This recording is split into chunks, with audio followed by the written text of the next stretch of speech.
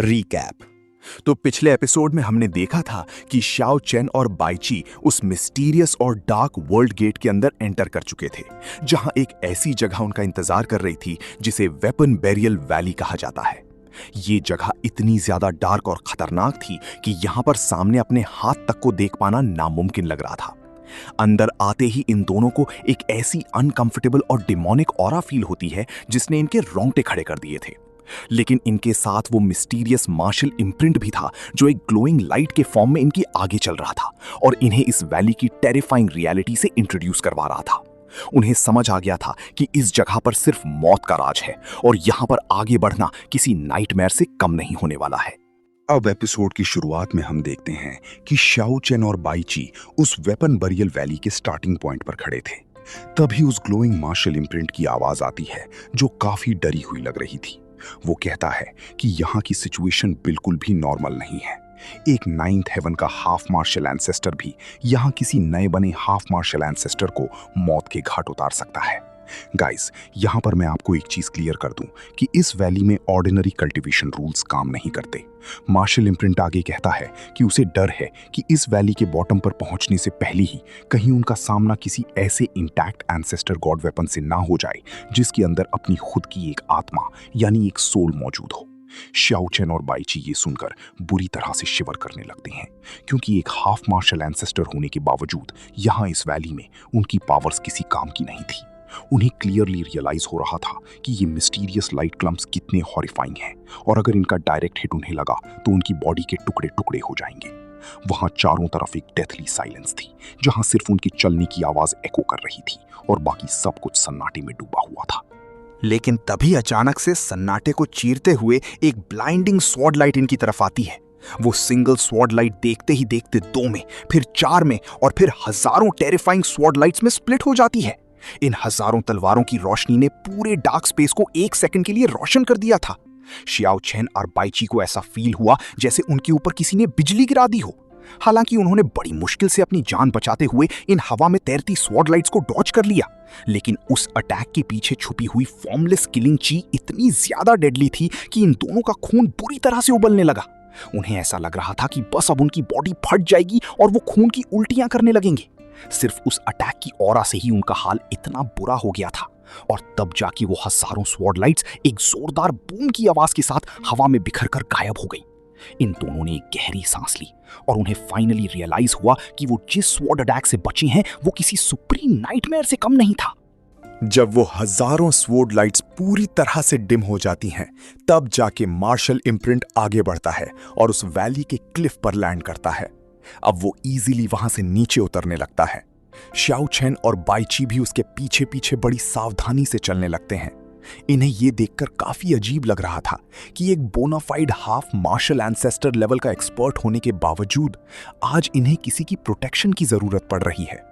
Weapon burial valley सच में एक hello जैसी जगह थी, जहां अकेले सर्वाइव करना इनके बस की बात नहीं थी। यहां तक कि खुद मार्शल इम्प्रिंट भी इस जगह पर अपनी सर्वाइवल को लेकर पूरी तरह से कॉन्फिडेंट नहीं था।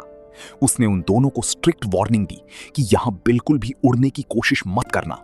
रूमर्स के अकॉर्डिंग तुम चाहे कितने भी अनपैरेलल्ड फाइटर क्यों ना हो, अगर तुम इस वैली के बॉटम तक उड़कर जाने की कोशिश करोगे तो यहां हवा में मौजूद फॉर्मलेस किलिंग ची तुम्हारी बॉडी को छलनी कर देगी। इसलिए वो चुपचाप उस पथरीले रास्ते से ही नीचे उतरने लगे। लगभग 5 किलोमीटर तक नीचे उतरने के बाद वो लोग अचानक एक जगह पर रुक जाते हैं, क्योंकि अब उनके सामने रास्ता एक नहीं बल्कि कई हिस्सों में बंट चुका था। उन्होंने देखा कि आगे टोटल 9 अलग अलग रास्ते थे जो इस वैली के बॉटम की तरफ जा रहे थे। ये जगह किसी मैसिव वॉल्केनो के अंदर वाले हिस्से जैसी लग रही थी, जहां से नीचे जाने के लिए ये वाइंडिंग माउंटेन पाथ्स बने हुए थे। तभी उस डेथली साइलेंस को चीरते हुए एक ऐसी मिस्टीरियस आवाज पूरी वैली में गूंज उठती है जिसे सुनकर किसी की भी रूह कांप जाए। वो आवाज किसी नेचर की डार्क फोर्स जैसी लग रही थी और उसने कहा, हर किसी का रास्ता उसके खुद के चॉइसेस पर डिपेंड करता है, लेकिन क्योंकि तुमने अब एंड को चूज कर लिया है तो इसका मतलब सिर्फ और सिर्फ मौत है। ये आवाज कंफर्म कर रही थी कि उन्होंने जो 9th पाथ चूज किया है वो फाइनल पाथ है जो सीधा मौत के मुंह में जाता है। लेकिन पीछे हटने का अब कोई ऑप्शन नहीं था, इसलिए वो इस आवाज को इग्नोर करते हुए उसी वाइंडिंग पाथ पर आगे बढ़ने लगे। उन्हें चलते हुए अभी कुछ ही वक्त बीता था कि अचानक उस डार्क और अजीब रास्ते पर दूर से किसी के चलने की आवाज आने लगी। थड थड थड। ये फुटस्टेप्स एकदम क्रिस्प थे, बिल्कुल ऐसे जैसे किसी ने ग्लेज्ड शूज पहन रखे हों और वो पत्थर पर चल रहा हो। अंधेरे से निकलकर एक बहुत ही टॉल और विशाल फिगर उनके सामने आने लगा। उस फिगर का ऑरा इतना ज्यादा ओवरवेलमिंग था कि शियाओ चैन और बाईची को सांस लेने में भी दिक्कत होने लगी।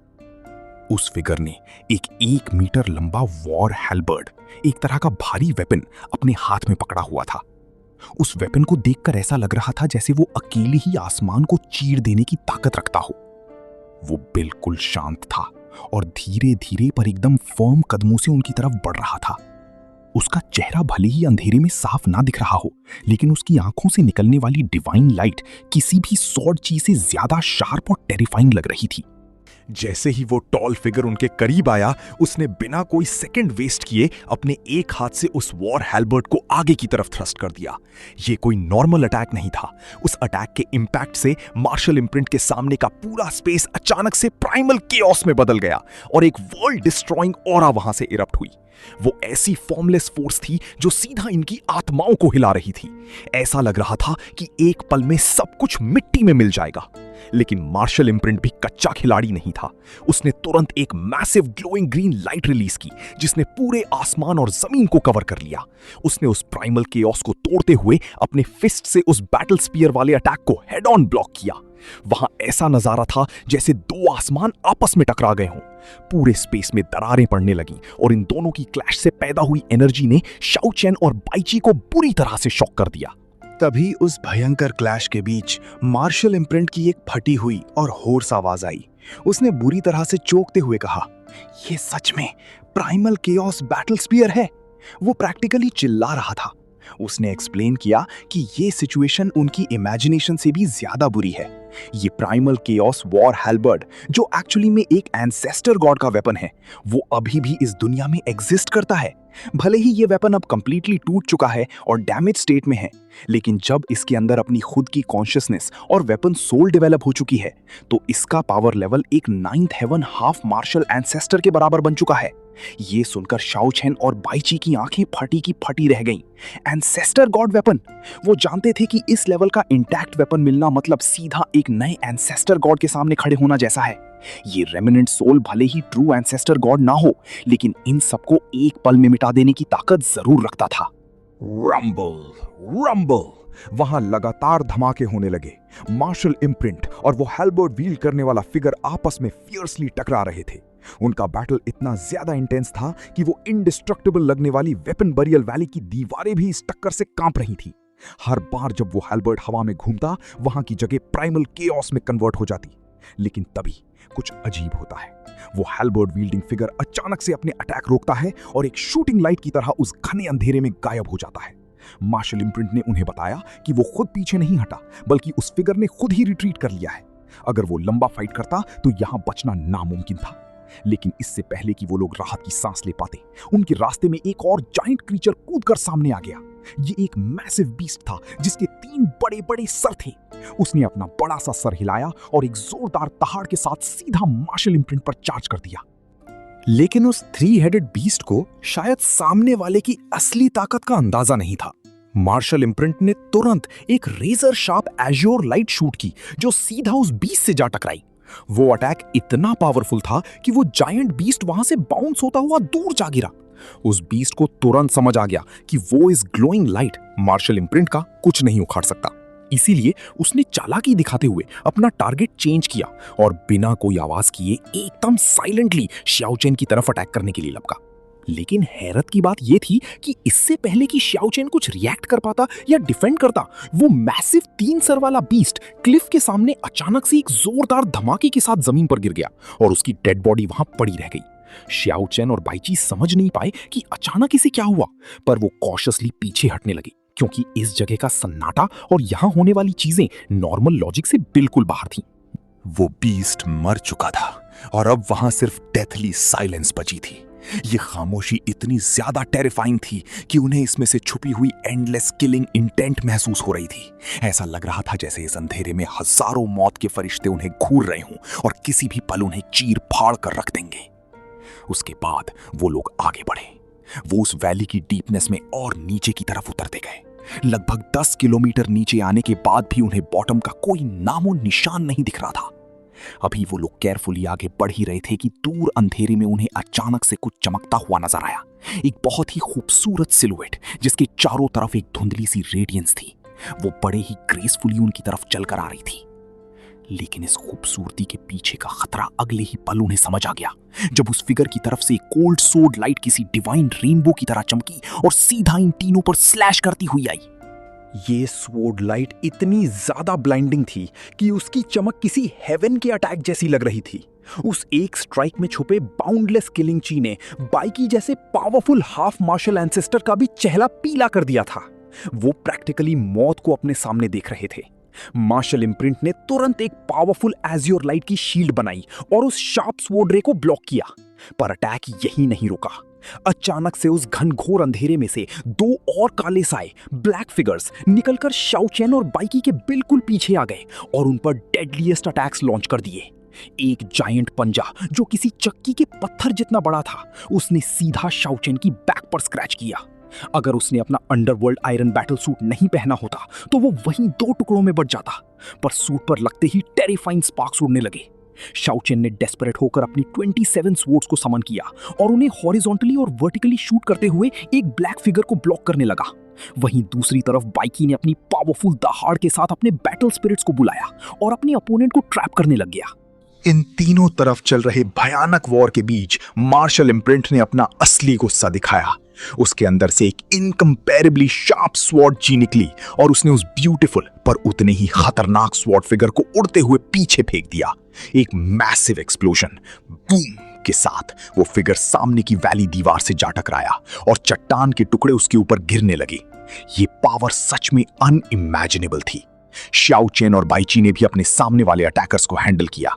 शाओ चेन ने अपने सामने वाले उस शैडो फिगर को कंप्लीटली शैटर कर दिया और अपनी स्वॉर्ड से एक आखिरी जोरदार स्लैश मारकर उसे पूरी तरह मिटा दिया। लेकिन तभी उन्होंने देखा कि उस मेन स्वॉर्ड फिगर के हाथ से कुछ गिरकर नीचे जमीन पर गिरा है।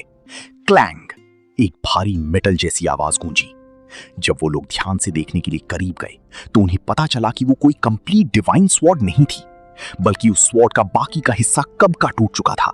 वहां बस एक सड़ चुका पर फिर भी बहुत भारी टूटी हुई स्वॉर्ड का हिल्ट हैंडल पड़ा हुआ था।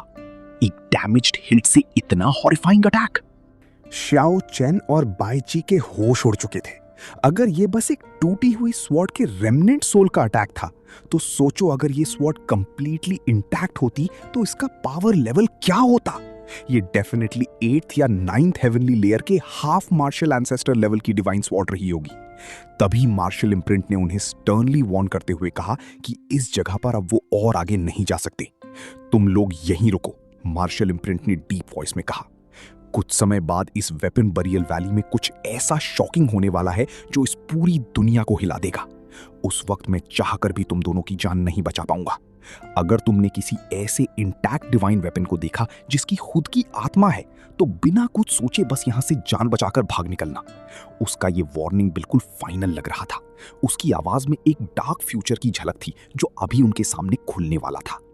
लेकिन क्या शाओ चेन रुकने वालों में से था? वहां काली रात जैसा सन्नाटा छा गया। दूर से आती हुई ऐसी आवाजें उन्हें सुनाई दे रही थीं जैसे हजारों बैटल सोल्स एक साथ रो रही हों, बिल्कुल किसी सुनामी या भूकंप के आने से पहले का शोर। ये सब सुनने के बाद भी शाओ चेन काफी देर तक चुप रहा। उसका दिल और दिमाग एक अजीब से कॉन्फ्लिक्ट में फंस गया था। उसने उस डीप बॉटमलेस गड्ढे की तरफ देखा और तब उसने डिसाइड किया कि वो यहां से वापस नहीं जाएगा। उसको अंदर से एक ऐसी स्ट्रॉन्ग पुलिंग फीलिंग आ रही थी जैसे उस डेप्थ्स में कुछ है जो सिर्फ उसी के लिए वहां इंतजार कर रहा है। एक इनविजिबल धागा जैसे उसे नीचे खींच रहा था। उसने हिम्मत जुटाई और आगे बढ़ने का फैसला कर लिया। उसकी इस डिसीजन को देखकर बाइची ने भी बिना कुछ कहे अपनी लंबी कदम आगे बढ़ाए और वो भी उस घने अंधेरे में शाओ चेन के पीछे चला गया। ये एक ऐसा रास्ता था जहां से शायद कोई वापसी नहीं थी। वहीं दूसरी तरफ अब हम सीन को इस वेपन बैरियल वैली के बिल्कुल बाहर देखते हैं, यानी वर्ल्ड गेट के एंट्रेंस पर। यहां पर दुनिया भर से आए हुए करीब दर्जनों यानी डजन्स पीक एक्सपर्ट्स खड़े थे। उन्होंने हजारों किलोमीटर का लंबा सफर तय किया था यहां तक पहुंचने के लिए। लेकिन जब उन्होंने सामने उस अजीब से वर्ल्ड गेट को धीरे धीरे बंद होते हुए देखा, जिसके दूसरी तरफ सिर्फ एक मौत जैसा अंधेरा और डार्कनेस थी, तो उनके भी कदम डगमगा गए। वो सब लोग एक पल के लिए हेजिटेट करने लगे कि क्या उन्हें सच में इस सुइसाइडल गेट के अंदर चार्ज करना चाहिए। उनकी हेवनली आईज भी उस अंधेरे के पार कुछ नहीं देख पा रही थी। पर आखिर में लालच और डिवाइन वेपन्स को पाने की चाहत उनके डर पर भारी पड़ गई। एक बंदे ने अपने दांत पीसे और अपनी जान की परवाह किए बिना उस गेट में कूद गया, और जैसे ही एक ने शुरुआत की, उसके पीछे पीछे वो सारे पीक एक्सपर्ट्स उस क्लोजिंग डोर से अंदर वेपन बैरियल वैली की तरफ चार्ज कर गए। इसका क्या असर होगा और शाओ चैन को उस डार्कनेस में क्या मिलेगा, ये हम आगे देखेंगे। वेपन बैरियल वैली के उस मैसिव वर्ल्ड गेट पर खड़े दर्जनों पीक एक्सपर्ट्स आखिरकार अपने लालच और डिवाइन वेपन्स पाने की ग्रीड के आगे हार चुके थे। जैसे ही उनमें से एक एक्सपर्ट ने उस घने अंधेरे में कूदने का बोल्ड स्टेप लिया, बाकी सभी का डर भी एक पल के लिए गायब हो गया और वो सभी उस क्लोजिंग डोर से अंदर की तरफ चार्ज कर गए। उन्हें लगा था कि शायद अंदर जाकर वो सबसे पहले उन पावरफुल एंसेस्टर गॉड वेपन्स को क्लेम कर लेंगे, लेकिन उनकी ये सबसे बड़ी भूल थी। जैसे ही उनका आखिरी मेंबर अंदर घुसा, उनके पीछे वो विशाल वर्ल्ड गेट एक बेहद ही भयंकर और कान फाड़ देने वाली आवाज के साथ हमेशा के लिए बंद हो गया। बैंग! उस दरवाजे के बंद होते ही उस पूरी वैली में एक ऐसी टेरिफाइंग डेथली साइलेंस छा गई जिसे शब्दों में बयान करना नामुमकिन है। अब उन एक्सपर्ट्स को उस घने अंधेरे पिच ब्लैक डार्कनेस ने चारों तरफ से घेर लिया था, जहां वो अपना खुद का हाथ तक नहीं देख पा रहे थे। उन्हें सडनली रियलाइज हुआ कि उनकी हेवनली आईज, जो किसी भी इल्यूजन या अंधेरे के पार देख सकती थी, वो इस मिस्टीरियस वेपन बैरियल वैली में कंप्लीटली यूजलेस हो चुकी हैं। उन सबके दिलों में एक साइमल्टेनियस पैनिक ट्रिगर हुआ और उन्हें अपनी सबसे बड़ी गलती का एहसास होने लगा। पर अब वापस लौटने का कोई भी रास्ता नहीं बचा था। ये जगह उनकी कब्र बनने वाली थी। अभी उन एक्सपर्ट्स ने अपनी सांस होल्ड ही की थी कि उस एब्सोल्यूट अंधेरे में से मौत का पहला पैगाम उनकी तरफ आ गया। बिना किसी वार्निंग, बिना किसी आवाज के एक बेहद ही शार्प और ब्लाइंडिंग स्वॉर्ड रे उस डार्क वॉइड को चीरते हुए उनके ठीक बीच में आकर गिरी। ची ची ची, ये आवाज इतनी टेरिफाइंग थी जैसे हवा को किसी ने फिजिकल फॉर्म में काट दिया हो। उस एक सिंगल स्वॉर्ड बीम ने उनके आगे खड़े 3 पीक एक्सपर्ट्स को रिएक्ट करने तक का मौका नहीं दिया। उनकी बॉडीज, जो कि नॉर्मल अटैक से पूरी तरह इम्यून थी, इस रेमनेंट स्वॉर्ड ची के आगे कागज की तरह फट गईं। खून की बारिश होने लगी और उनके कटे हुए लिम्स हवा में उछल गए। उन तीनों एक्सपर्ट्स की चीखें उस वैली की दीवारों से टकराकर एक हॉन्टिंग एको क्रिएट करने लगी। बाकी के एक्सपर्ट्स डर के मारे पीछे हटने लगे। उनकी बॉडी बुरी तरह कांप रही थी। उन्हें समझ आ गया था कि ये कोई नॉर्मल जगह नहीं है। यहाँ का एक टूटा हुआ वेपन भी उन्हें मिनटों में बर्बाद कर सकता है। वो सभी रैंडमली अपने पावरफुल डिफेंसिव बैरियर्स और आर्टिफैक्ट्स को एक्टिवेट करने लगी, लेकिन इस फियर के एनवायरनमेंट में उनका हर एक स्टेप उन्हें मौत की और करीब ले जा रहा था। केओस, पूरा सीन एक पूरे केओस में बदल चुका था। वो सभी एक्सपर्ट्स जो कुछ देर पहले बड़ी अकड़ के साथ आगे बढ़ रहे थे, अब अंधों की तरह इधर उधर भाग रहे थे। कोई अपने स्पेशल आर्टिफैक्ट्स को यूज करके टेलीपोर्ट होने की कोशिश कर रहा था, तो कोई अपनी पूरी ताकत लगाकर उस इनविजिबल किलिंग इंटेंट को ब्लॉक कर रहा था। पर इस वेपन बैरियल वैली का रूल सिंपल था। यहां कोई हाफ मार्शल एंसेस्टर की नॉर्मल पावर्स काम नहीं करती। एक और मैसिव ब्लैक शैडो अचानक से उनके ऊपर से गुजरी और इस बार उसने किसी शार्प वेपन की जगह एक क्रशिंग फोर्स का यूज किया। ऐसा लगा जैसे किसी जायंट बीस्ट ने उन्हें अपने पैरों तले कुचल दिया हो। जमीन पूरी तरह से हिलने लगी और मैसिव पत्थर उन एक्सपर्ट्स के ऊपर गिरने लगे। इन गिरते हुए बोल्डर्स और इनविजिबल अटैक्स ने उन दर्जनों एक्सपर्ट्स का फॉर्मेशन पूरी तरह तोड़ दिया। हर एक एक्सपर्ट अब अपनी जान बचाने के लिए इंडिपेंडेंटली स्ट्रगल कर रहा था, लेकिन उस घुप अंधेरे में जहां डायरेक्शन का कोई सेंस नहीं था, वो सभी बस मौत के चक्रव्यूह में गोल गोल घूम रहे थे। उनकी उम्मीद अब पूरी तरह से टूट चुकी थी।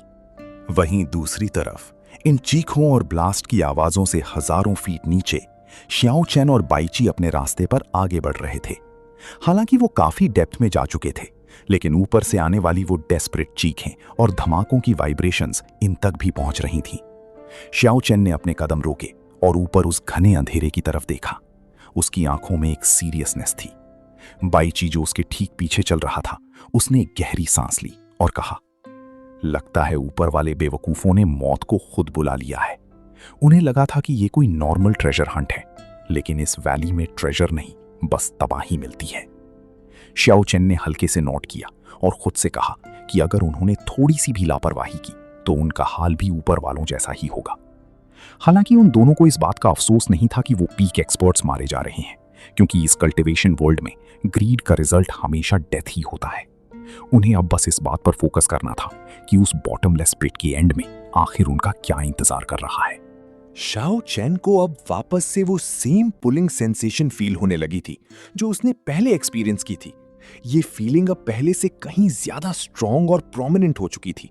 ऐसा लग रहा था जैसे इस वेपन बरियल वैली के एकदम कोर में कोई ऐसी चीज मौजूद है जो सीधा उसकी आत्मा यानी सोल से कनेक्ट कर रही हो।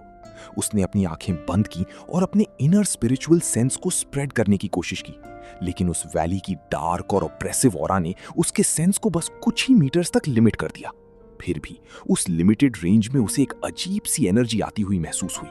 ये एनर्जी किसी भी रेमनेंट सोल या वेपन की किलिंग चीज जैसी शार्प नहीं थी, बल्कि एक एंशिएंट और ग्रैंड कॉलिंग जैसी थी। क्या हो सकता है वहां नीचे? शाओ चेन ने अपने दिमाग में सोचा। क्या सच में कोई एंसेस्टर गॉड वेपन मेरी सोल को बुला रहा है, या फिर ये इस वैली का कोई नया ट्रैप है? पर चाहे जो भी हो, उसने डिसाइड कर लिया था कि वो इस मिस्ट्री को सॉल्व करके ही रहेगा। उसने अपनी 27 सोर्ड्स के फॉर्मेशन को अपने आसपास और ज्यादा टाइट कर लिया और बाइकी को अलर्ट रहने का इशारा किया। जैसे जैसे वो दोनों और नीचे उतरते गए, वहां का एनवायरनमेंट और भी ज्यादा सिनिस्टर और बिजार होने लगा।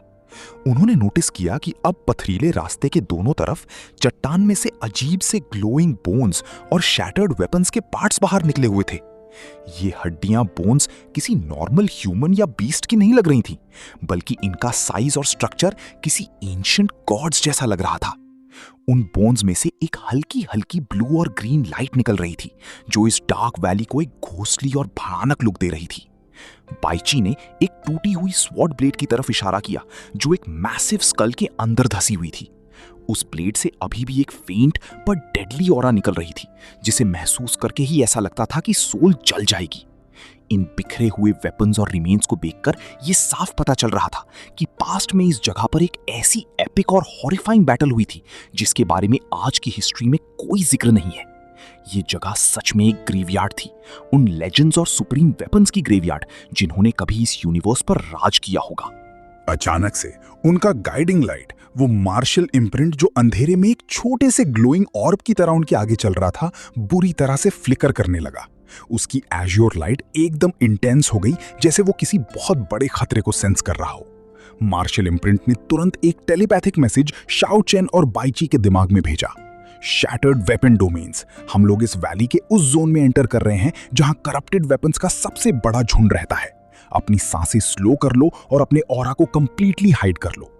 ये मैसेज सुनते ही उन दोनों ने तुरंत अपनी बॉडी की हर एक एनर्जी वेव को सप्रेस कर दिया। उन्हें फील हुआ कि उनके आसपास का टेम्परेचर अचानक से फ्रीजिंग पॉइंट से भी नीचे चला गया है। वो पथरीला रास्ता अब खत्म हो चुका था और उसकी जगह एक विशाल एंडलेस अंडरग्राउंड कैवर्न ने ले ली थी। ये कैवर्न इतना बड़ा था कि इसकी सीलिंग और बाउंड्रीज उन्हें दिखाई ही नहीं दे रही थी। यहाँ का स्पेस किसी और ही डायमेंशन जैसा लग रहा था, जहां फिजिकल रूल्स का कोई वजूद नहीं था। इस मैसिव अंडरग्राउंड कैवर्न का नजारा इतना ज्यादा मेस्मराइजिंग और टेरिफाइंग था कि किसी की भी सांसें अटक जाए। उनके सामने एक ऐसी एंडलेस नदी बह रही थी जिसमें पानी की जगह सिर्फ और सिर्फ डेड सोल्स, टूटे हुए डिवाइन वेपन्स के टुकड़े और थिक ब्लैक किलिंग ची बह रही थी। ये रिवर ऑफ ब्रोकन आर्म्स थी। उस नदी में से लगातार मेटल के टकराने की, रोने की और चीखने की आवाजें आ रही थीं। हर एक लहर के उठने पर उसमें से हजारों सोर्ड्स, स्पीयर्स, हेलबर्ड्स और शील्ड्स के फैंटम्स निकलते और फिर उसी नदी में डिसॉल्व हो जाते। इस नदी के ऊपर एक थिक टॉक्सिक धुंध छाई हुई थी जो किसी भी लिविंग बीइंग को एक सेकंड में मेल्ट करने की ताकत रखती थी। शाओ चेन और बाईची उस कैवर्न के एज पर खड़े थे। उन्हें इस रिवर को क्रॉस करने का कोई फिजिकल ब्रिज या रास्ता नहीं दिख रहा था, उन्हें बस उस हॉरिफाइंग रिवर के फ्लो को देखना पड़ रहा था, जो अपने अंदर एंशिएंट टाइम्स की क्रूरता और दर्द को समेटे हुए इस डार्कनेस में बह रही थी। पर अभी वो इस नजारे को प्रोसेस कर ही रहे थे कि उस रिवर ऑफ ब्रोकन आर्म्स में एक जोरदार ब्लास्ट हुआ। बूम! नदी का ब्लैक फ्लूइड हवा में हजारों फीट ऊपर तक उछल गया। उस उछलते हुए फ्लूइड और वेपन्स के बीच से एक बेहद ही मॉन्स्ट्रस और कोलोसल वेपन सोल बाहर आने लगी। ये सोल किसी एक वेपन से नहीं बनी थी, बल्कि इस कैवर्न में मौजूद लाखों टूटे हुए सॉर्ड्स, हैलबर्ड्स और ब्लेड्स के एमालगमेशन से बनी एक ग्रोटेस्क फिगर थी। इसका आकार किसी पहाड़ माउंटेन जितना बड़ा था और इसकी पूरी बॉडी से डेडली ब्लेड एनर्जी निकल रही थी। इसके चेहरे की जगह एक जायंट शील्ड थी, जिसमें से दो ग्लोइंग रेड आइज उन दोनों को घूर रही थी। इस मॉन्स्ट्रस एंटिटी ने अपनी जगह से ही एक ऐसी लाउड रोर दहाड़ मारी जिसने पूरे कैवर्न को हिलाकर रख दिया। रोर! इस दहाड़ के इंपैक्ट से हवा में फिजिकल ब्लेड्स बन गए, जो सीधा शाओ चेन और बाईची की तरफ सुनामी की तरह आगे बढ़ने लगे। उन्हें अब क्लियरली पता चल गया था कि बिना इस मॉन्स्ट्रोसिटी को हराए वो लोग आगे नहीं जा सकते। बाईची का चेहरा गुस्से और डिटर्मिनेशन से भर गया। उसने अपनी बॉडी की रिस्ट्रिक्शंस को तोड़ते हुए अपनी पूरे हाफ मार्शल एंसेस्टर ओरा को रिलीज कर दिया। तुम्हें लगता है तुम मुझे यहां रोक पाओगे? बाईची ने गरजते हुए कहा। उसके पीछे हवा में अचानक से हजारों वॉर बैनर्स और बैटल स्पिरिट्स मैनिफेस्ट होने लगे। ये स्पिरिट्स उन लेजेंडरी वॉरियर्स की थीं जिन्होंने एंशिएंट टाइम्स में बाईची के साथ बैटल्स लड़ी थीं। उसने अपना हाथ आगे किया और उन बैटल स्पिरिट्स ने एक मास फॉर्मेशन क्रिएट कर ली, जो किसी अनपेनिट्रेबल फोर्ट्रेस की तरह दिख रही थी। जैसे ही उस मॉन्स्ट्रस वेपन सोल द्वारा भेजी गई वो फिजिकल ब्लेड्स की सुनामी उनसे टकराई, एक भयंकर एक्सप्लोजन हुआ। Clang clang clang! मेटल और सोल पावर के टकराने की आवाजें पूरे कैवर्न में एको करने लगी। बाईची के बैटल स्पिरिट्स उन ब्लेड्स को एक एक करके तोड़ रहे थे, पर उस रिवर से निकलने वाले अटैक्स का फ्लो एंडलेस था। बाईची को पता था कि सिर्फ डिफेंड करने से काम नहीं चलेगा, इसीलिए उसने एक मैसिव फैंटम स्पीयर समन किया और एक ही लीप में उस मॉन्स्टरस सोल की तरफ हवा में डैश कर गया। बाईची की स्पीड लाइटनिंग से भी ज्यादा फास्ट थी। उसने अपने मैसिव फैंटम स्पीयर को पूरी ताकत के साथ स्विंग किया और सीधा उस जायंट मॉन्स्टर की चेस्ट, जो कि 1000 टूटी हुई सोर्ड से बनी थी, पर स्ट्राइक किया। बैम! उस स्पीयर और सोर्ड्स के क्लैश से वहां एक पावरफुल शॉकवेव जनरेट हुई, जिसने रिवर के पानी को 2 हिस्सों में फाड़ दिया। पर हैरत की बात यह थी कि उस स्ट्राइक से उस मॉन्स्टरस सोल का कुछ ज्यादा नुकसान नहीं हुआ, बल्कि उसकी चेस्ट में फंसी हुई टूटी सोर्ड्स ने उस फैंटम स्पीयर को जकड़ लिया और उसे क्रश करने लगी। वो जायंट क्रीचर अपना एक मैसिव मेटालिक हाथ, जो किसी बड़े शिप के एंकर जैसा दिख रहा था, बाईची को स्लैप करने के लिए आगे बढ़ाया। ये स्लैप इतना डेडली था कि इसके रास्ते का स्पेस शैटर हो रहा था। बाईची को तुरंत अपनी स्पीयर छोड़नी पड़ी और उसने बैकफ्लिप करते हुए बड़ी मुश्किल से उस अटैक को डॉज किया। पर उस स्ट्राइक की हवा या एयर प्रेशर ने ही बाईची को बुरी तरह पीछे धकेल दिया और वो जमीन पर स्किड करता हुआ काफी पीछे जा रुका। ये क्रीचर किसी ऑर्डिनरी हाफ मार्शल एंसेस्टर से कहीं ज्यादा ड्यूरेबल और पावरफुल था। अब बारी थी शाओ चेन की। उसने देख लिया था कि ब्रूट फोर्स यहां कंप्लीटली काम नहीं आने वाली। उसने अपनी आंखें इंटेंसली फोकस की और अपनी 27 सोर्ड्स को एक सुप्रीम सोर्ड मैट्रिक्स फॉर्मेशन में अरेंज किया। ये सोर्ड्स उसके चारों तरफ एक ब्लाइंडिंग स्टार कॉन्स्टलेशन की तरह घूमने लगी। Heavenly sword array execute! Shao chain ने कोल्डली चिल्लाते हुए कमांड दिया। एक ही सेकंड में वो 27 सोर्ड्स हवा को चीरते हुए 27 स्ट्रीक्स ऑफ डिवाइन लाइट में बदल गईं और उन्होंने उस जायंट मॉन्स्टरस सोल को चारों तरफ से घेर लिया। शाओ चेन का प्लान उस मॉन्स्टर को डायरेक्टली हिट करने का नहीं था, बल्कि उसके बॉडी के जॉइंट्स, जहां पर वो अलग अलग वेपन्स आपस में कनेक्टेड थे, वहां स्ट्राइक करने का था। Slash, pierce, cut! वो सोर्ड्स इतनी प्रिसीजन और स्पीड के साथ मूव कर रही थी कि उन्होंने उस जायंट क्रीचर के ह्यूज एंकर जैसे हाथ और पैरों की कनेक्शंस को काटना शुरू कर दिया। हर एक एक्यूरेट कट के साथ उस क्रीचर के बॉडी से हेवी सोर्ड्स और हैलबर्ड्स टूट-टूट कर वापस उस रिवर में गिरने लगे। वो मॉन्स्टर दर्द में या फ्रस्ट्रेशन में बुरी तरह रोर करने लगा। शाओ चेन के कंटिन्यूअस और प्रिसाइज अटैक्स की वजह से उस क्रीचर का बैलेंस पूरी तरह से बिगड़ गया, जिसका फायदा उठाते हुए बाईची ने एक और अटैक लॉन्च किया। उसने अपने बचे हुए सभी बैटल स्पिरिट्स को एक single compressed point of energy में मर्ज किया और एक मैसिव ग्लोइंग व्हाइट फिस्ट बनाई। इस बार नहीं बचेगा तू! बाईची ने चिल्लाते हुए उस ग्लोइंग फिस्ट को सीधा उस क्रीचर के फेस, जो उस जायंट शील्ड से बना था, पर दे मारा। बूम! ये एक्सप्लोजन इतना ज्यादा मैसिव था कि पूरा underground cavern blinding white light से भर गया। उस शील्ड फेस के मिडल में एक बड़ा सा क्रैक आया और अगले ही पल वो पूरी जायंट मॉन्स्टर सोल एक लाउड शैटरिंग साउंड के साथ हजारों लाखों टुकड़ों में ब्लास्ट हो गई। उसके पार्ट्स बारिश की तरह वापस उस रिवर ऑफ ब्रोकन आर्म्स में गिरने लगे और वहां का एटमॉस्फेयर एक बार फिर से कुछ सेकंड्स के लिए शांत हो गया। शाओ चेन और बाईची दोनों बुरी तरह से हाफ रहे थे। ये बैटल भले ही छोटी थी, पर इसने उनकी काफी ज्यादा इंटरनल एनर्जी ड्रेन कर दी थी। पर इससे पहले कि वो लोग सेलिब्रेट कर पाते, जमीन और वो एंडलेस रिवर अचानक से एक नई फ्रीक्वेंसी पर वाइब्रेट करने लगी। ये वाइब्रेशन किसी अर्थक्वेक की तरह नहीं थी, बल्कि ऐसा लग रहा था जैसे पूरा यूनिवर्स किसी एक फोर्स के आगे झुक रहा हो। शाओ चेन के रोंगटे खड़े हो गए। उसे रियलाइज हुआ कि उस मॉन्स्टर्स सोल को डिस्ट्रॉय करने से उन्होंने अनजाने में एक चेन रिएक्शन ट्रिगर कर दिया था। रिवर के सेंटर में एक जायंट व्हर्लपूल भंवर बनने लगा, जिसका डार्क आकार किसी ब्लैक होल जैसा लग रहा था। और उस भंवर के बिल्कुल बीचों बीच से वही सेम पैरालाइजिंग और गॉड लाइक ऑरा रिलीज होने लगी जो उन्होंने पहले एक्सपीरियंस की थी। नहीं, ये नहीं हो सकता। बाईची ने डरते हुए अपने कदम पीछे लिए। वो दोनों समझ गए थे कि ये ऑरा किस चीज की है। ये वही प्राइमल केओस वॉर हेल्बर्ट की ऑरा थी, लेकिन इस बार वो अकेले नहीं था। ऐसा लग रहा था कि वो वेपन इस पूरी वैली के ट्रू मास्टर की तरह जग चुका है और उसने इस इंट्रूजन का नोटिस ले लिया है। उनकी आत्माएं कांपने लगी थी। उस विशाल वर्लपूल से एक डार्क कोलोसल शैडो धीरे धीरे ऊपर उठने लगी। ये शैडो पहले वाले टॉल फिगर से भी हजारों गुना बड़ी लग रही थी।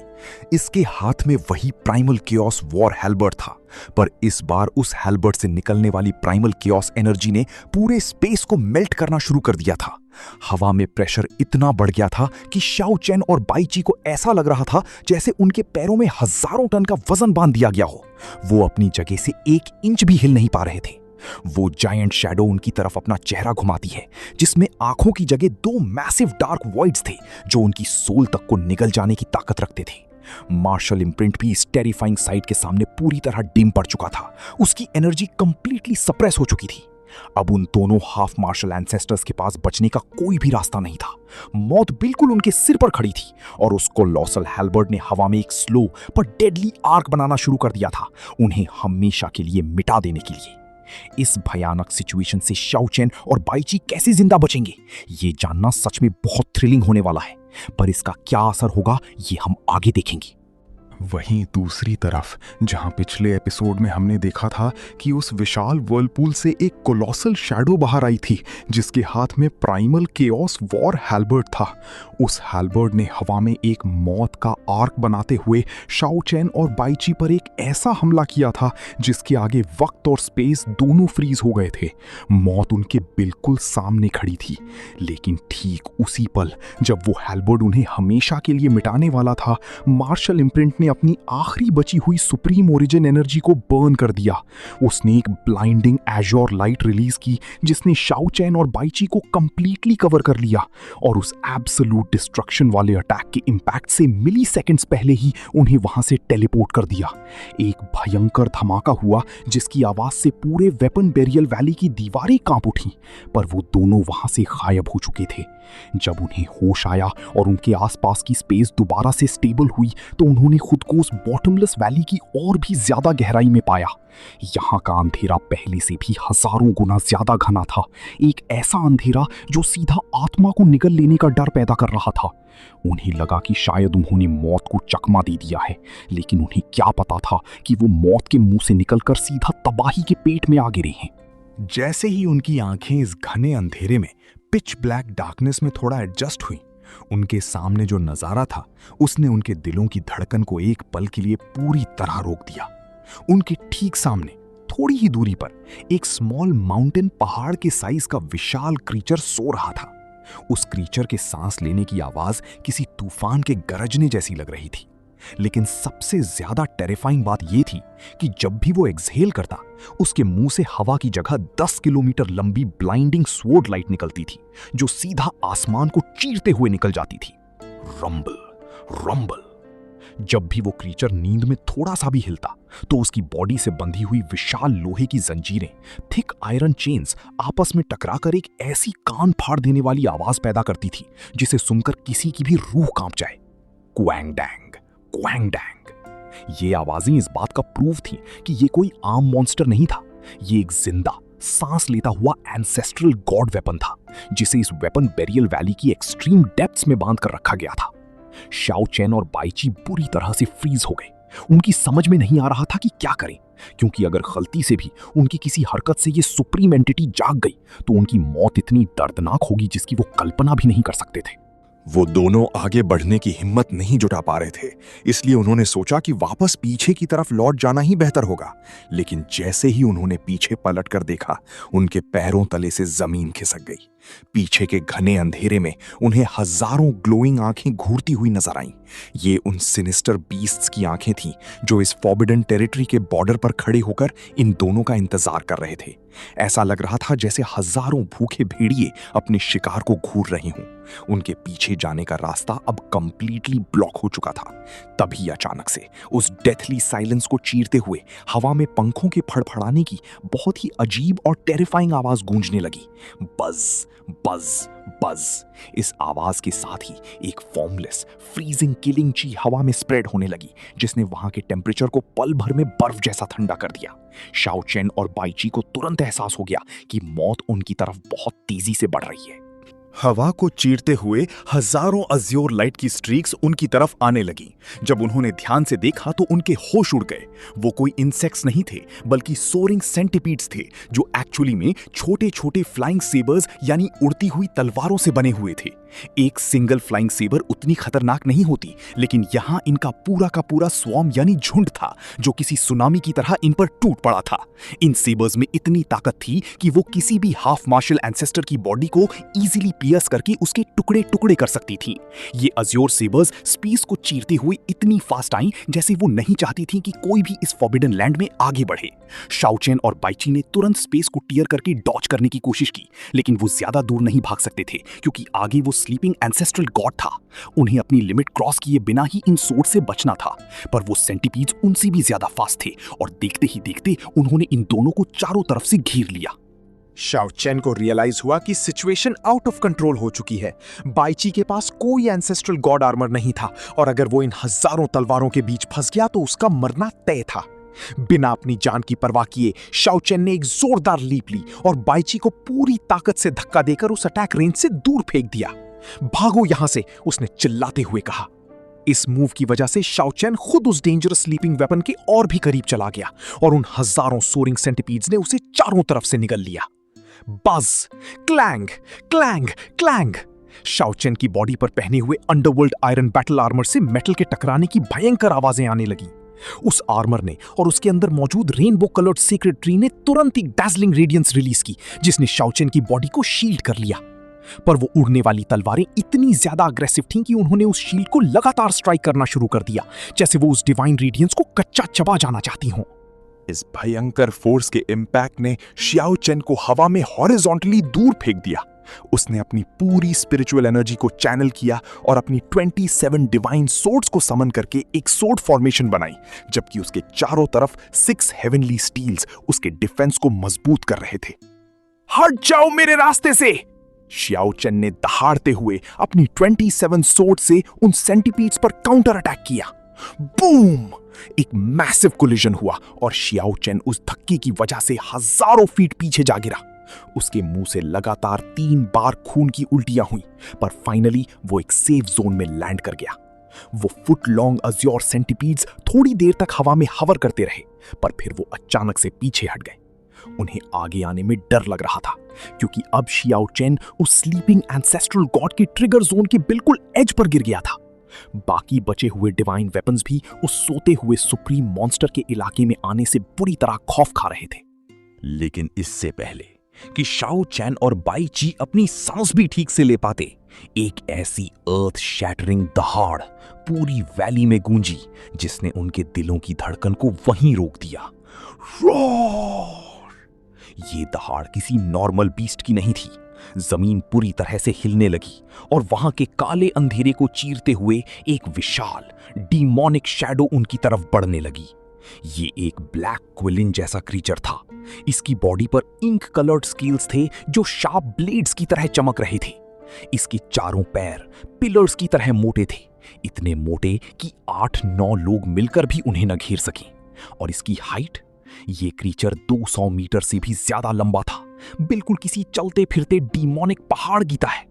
हर बार जब इसकी शार्प क्लॉज जमीन पर पड़ते, वहां डीप टेरिफाइंग मार्क्स बन जाते थे। इस बीस्ट से निकलने वाली बाउंडलेस किलिंग इंटेंट इन दोनों वॉरियर्स की आत्माओं को क्रश कर रही थी। उन्हें पता था कि बाकी बीस्ट्स भले ही इस फॉरबिडन जोन में आने से डरते हों, पर ये ब्लैक क्विलिन अकेले ही एक पूरा आर्मी था, और ये डेफिनेटली किसी सुपर इंसेस्ट्रल डिवाइन वेपन का रेमनेंट था। शाओ चेन और बाईची के सिरों में दर्द होने लगा। ये ब्लैक किलिन किसी भी तरह से एक 9th haven half martial ancestor से कम नहीं था, बिल्कुल उस प्राइमल केओस वॉर हैल्बर्ड वाले फिगर जैसा पावरफुल। रॉर! उस किलिन ने एक बार फिर दहाड़ मारी और आसमान में लीप करते हुए सीधा इन दोनों पर चार्ज कर दिया। हमें चलना होगा, बाईची ने चिल्लाते हुए कहा। उनके पास अब और कोई रास्ता नहीं बचा था।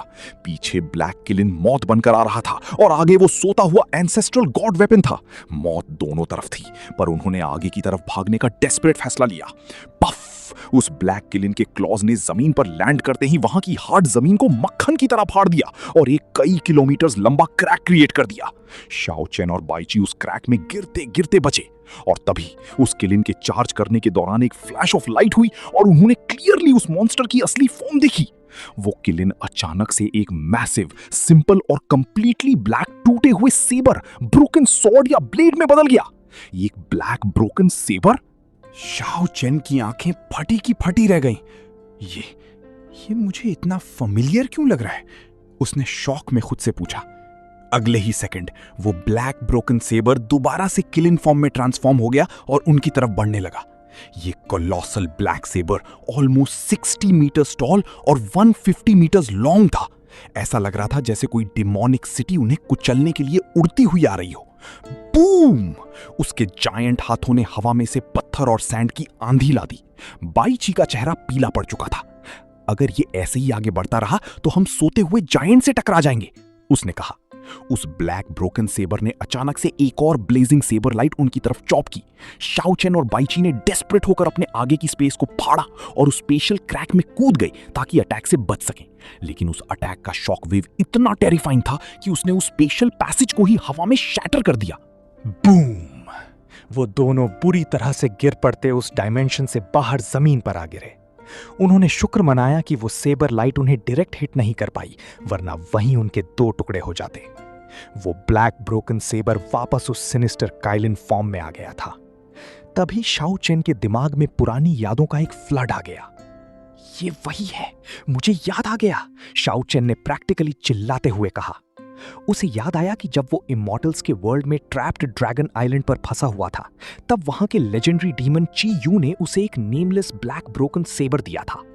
उस वक्त शाओ चेन को लगा था कि वो ब्रोकन सेबर उसके बाकी आर्टिफैक्ट से वीक है, लेकिन बाद में एक दिन जब यू चाओ क्लैन का हेवनली पैलेस आसमान में अपीयर हुआ था, तो वो ब्लैक ब्रोकन सेबर अपने आप हवा में उड़कर हमेशा के लिए गायब हो गया था। और अब उसके सामने जो जायंट ब्लैक काइलन था, वो उस ब्रोकन सेबर का फ्रंट हाफ, ब्लेड का आगे का हिस्सा था, जबकि उसके पास जो सेबर था वो उस ब्लेड का बैक हाफ और हिल्ट, हैंडल था। अगर इन दोनों को जोड़ दिया जाए तो ये एक complete universe destroying ancestral God weapon बन जाएगा। लेकिन अभी शाओ चेन को इन सब बातों के बारे में सोचने का टाइम नहीं था। बाईची ने गुस्से में कहा, भाई अपनी ओवरथिंकिंग बंद कर और भाग, ये 9th हेवन लेवल का मॉन्स्टर हमें जिंदा चबा जाएगा। अब वो दोनों भागते भागते उस चेन्ड स्लीपिंग एंसेस्ट्रल गॉड से 1 किलोमीटर से भी कम दूरी पर आ गए थे।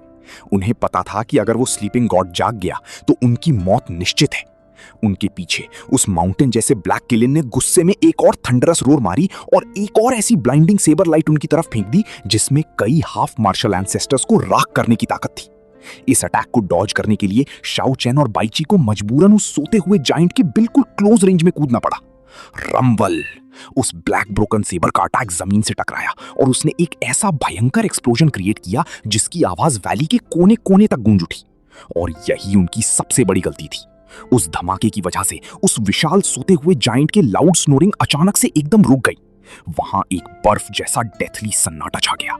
रैटल, क्लैंग, वो मैसिव आयरन चेन्स एकदम से हिलने लगी और वाइब्रेट होने लगी, जैसे उस हैवी क्रीचर ने अपनी साइड चेंज की हो।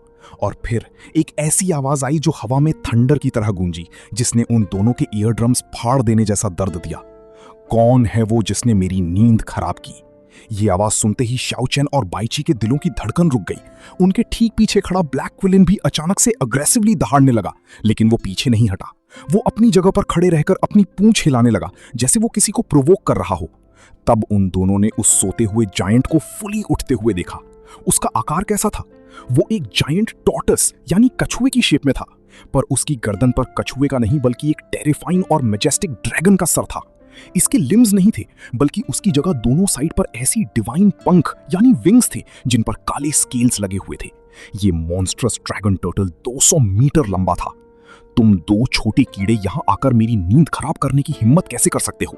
माफी के लायक नहीं हो तुम, उस ड्रैगन टर्टल ने अपने आसमान फाड़ने वाली आवाज में गरजते हुए कहा।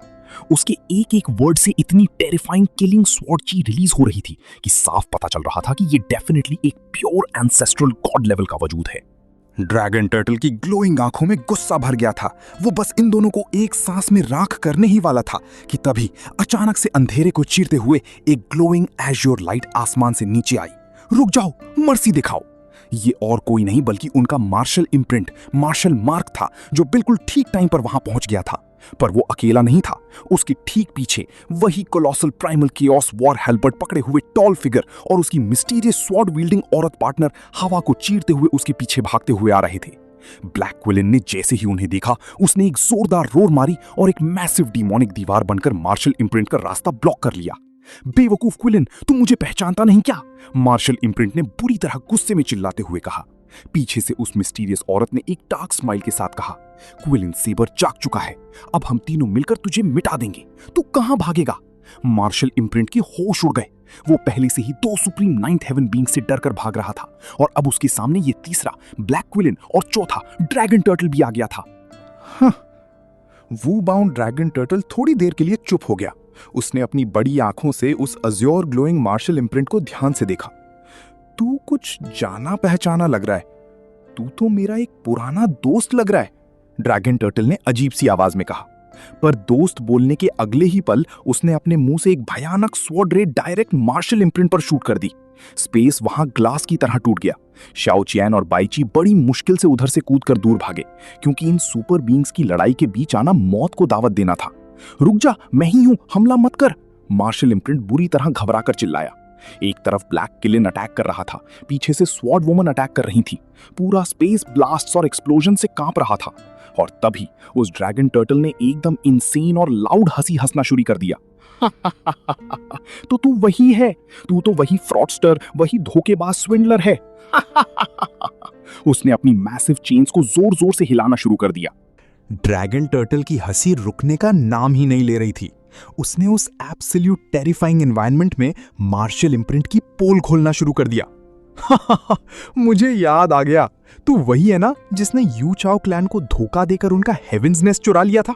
तू वही बेवकूफ है ना जो बाबुला की पत्नी को नहाते हुए चुप कर देख रहा था, और जब तू नुआ पैलेस से भाग रहा था तो फुक्सी ने तुझे पकड़कर 49 दिनों तक आग में भून दिया था। ड्रैगन टर्टल ने पूरी वैली के आगे उसकी इज्जत का फलूदा निकाल दिया। चुप कर अपनी बकवास, अपनी वो चौड़ी आवाज बंद कर। मार्शल इम्प्रिंट दूर हवा में खड़ा हुआ बुरी तरह एम्बैरेस्ड होकर चिल्ला रहा था, पर ड्रैगन टर्टल नहीं रुका। और हाँ, तू ही था जिसने शेन्नोंग क्लैन का डिवाइन वाटर चुराया था, जिसके बाद तुझे ऐसा जहर चढ़ा था कि तू आधी मौत मर गया था, और तूने छोटे येलो एम्परर को धोखे से नॉर्थ सी ले जाकर उसका खजाना चुरा लिया था। दूर खड़े शाओ चेन और बाईची के दिमाग फ्यूज हो चुके थे। क्या ये सब सच है? जिसे वो सुप्रीम मार्शल एंसेस्टर का इम्प्रिंट समझ रहे थे, वो असल में एक थरकी, धोखेबाज और चोर रिपीट ऑफेंडर निकला। कुत्ता कहीं का, ड्रैगन टर्टल तू वाकई बड़ा चुगलखोर है, मार्शल मार्क ने मुंह चिढ़ाते हुए गाली दी। लेकिन ये कॉमेडी और हंसी मजाक ज्यादा देर तक नहीं चला। उस टॉल हेल्बर्ट गाय ने कोल्डली आगे बढ़ते हुए कहा, तू वही बूढ़ा स्विंडलर है जिसने सालों पहले वेपन बरियल वैली में तबाही मचाई थी। आज अगर मैं तेरे टुकड़े टुकड़े ना कर दूं तो मैं अपने आप को मिटा दूंगा। मार्शल इम्प्रिंट समझ गया कि उन्होंने उसको बहुत पहले ही रिकॉग्नाइज कर लिया था और बस उसे वैली की गहराई में फंसाने का वेट कर रहे थे। ड्रैगन टर्टल भी एकदम सीरियस हो गया और उसने जोरदार तरीके से टर्न लेते हुए अपनी जायंट बॉडी से जमीन हिला दी। उसके बोलने का टोन बिल्कुल बदल गया था। स्विंडलर, तूने पहले यहां तबाही मचाई थी और निकल गया था, आज हिसाब बराबर होगा। मार्शल इम्प्रिंट ने डरते हुए पूछा, 8 ट्राइग्राम्स? मुझे लगा था तू सिर्फ एक डिवाइन सेंस है, पर तू तो वाकई एक कंप्लीट रियल सोल बन चुका है। तूने काउंटलेस टूटी हुई सोल्स को अपने अंदर एब्जॉर्ब कर लिया है। तू अब वो ओरिजिनल एंसेस्ट्रल डिवाइन वेपन नहीं रहा जो फुक्सी ने बनाया था। ड्रैगन टर्टल की आवाज अब बिल्कुल ठंडी और इमोशनलेस हो चुकी थी। लोग बदलते हैं, एंसेस्ट्रल डिवाइन वेपन्स भी बदलते हैं। अब हम उन बेवकूफ गॉड्स के खिलौने नहीं, हम अपने खुद के मास्टर्स हैं। हम अनपैरेलल्ड मर्डरस वेपन्स हैं। ये सुनकर मार्शल इम्प्रिंट को समझ आ गया कि सिचुएशन आउट ऑफ बाउंड्स जा चुकी है। इन वेपन्स के अंदर अब प्योर हेट्रेड एंड करप्शन भर चुका है। बिना एक और सेकंड वेस्ट किए वुश, मार्शल इम्प्रिंट एक ब्लाइंडिंग ऑर्ब ऑफ लाइट में बदला और ठीक उस जगह डैश किया जहां जाओचेन और बाइची थे। उसने उन दोनों को अपनी लपेट में लिया और ब्लिंक ऑफ एन आई में वहां से हवा की स्पीड से भागने लगा। तुम कहां जाओगे? इस वैली से निकलना नामुमकिन है।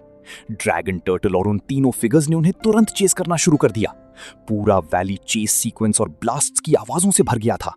वो लोग कम से कम 50 किलोमीटर आगे उड़ चुके थे, लेकिन ये ब्लैक वैली खत्म होने का नाम ही नहीं ले रही थी।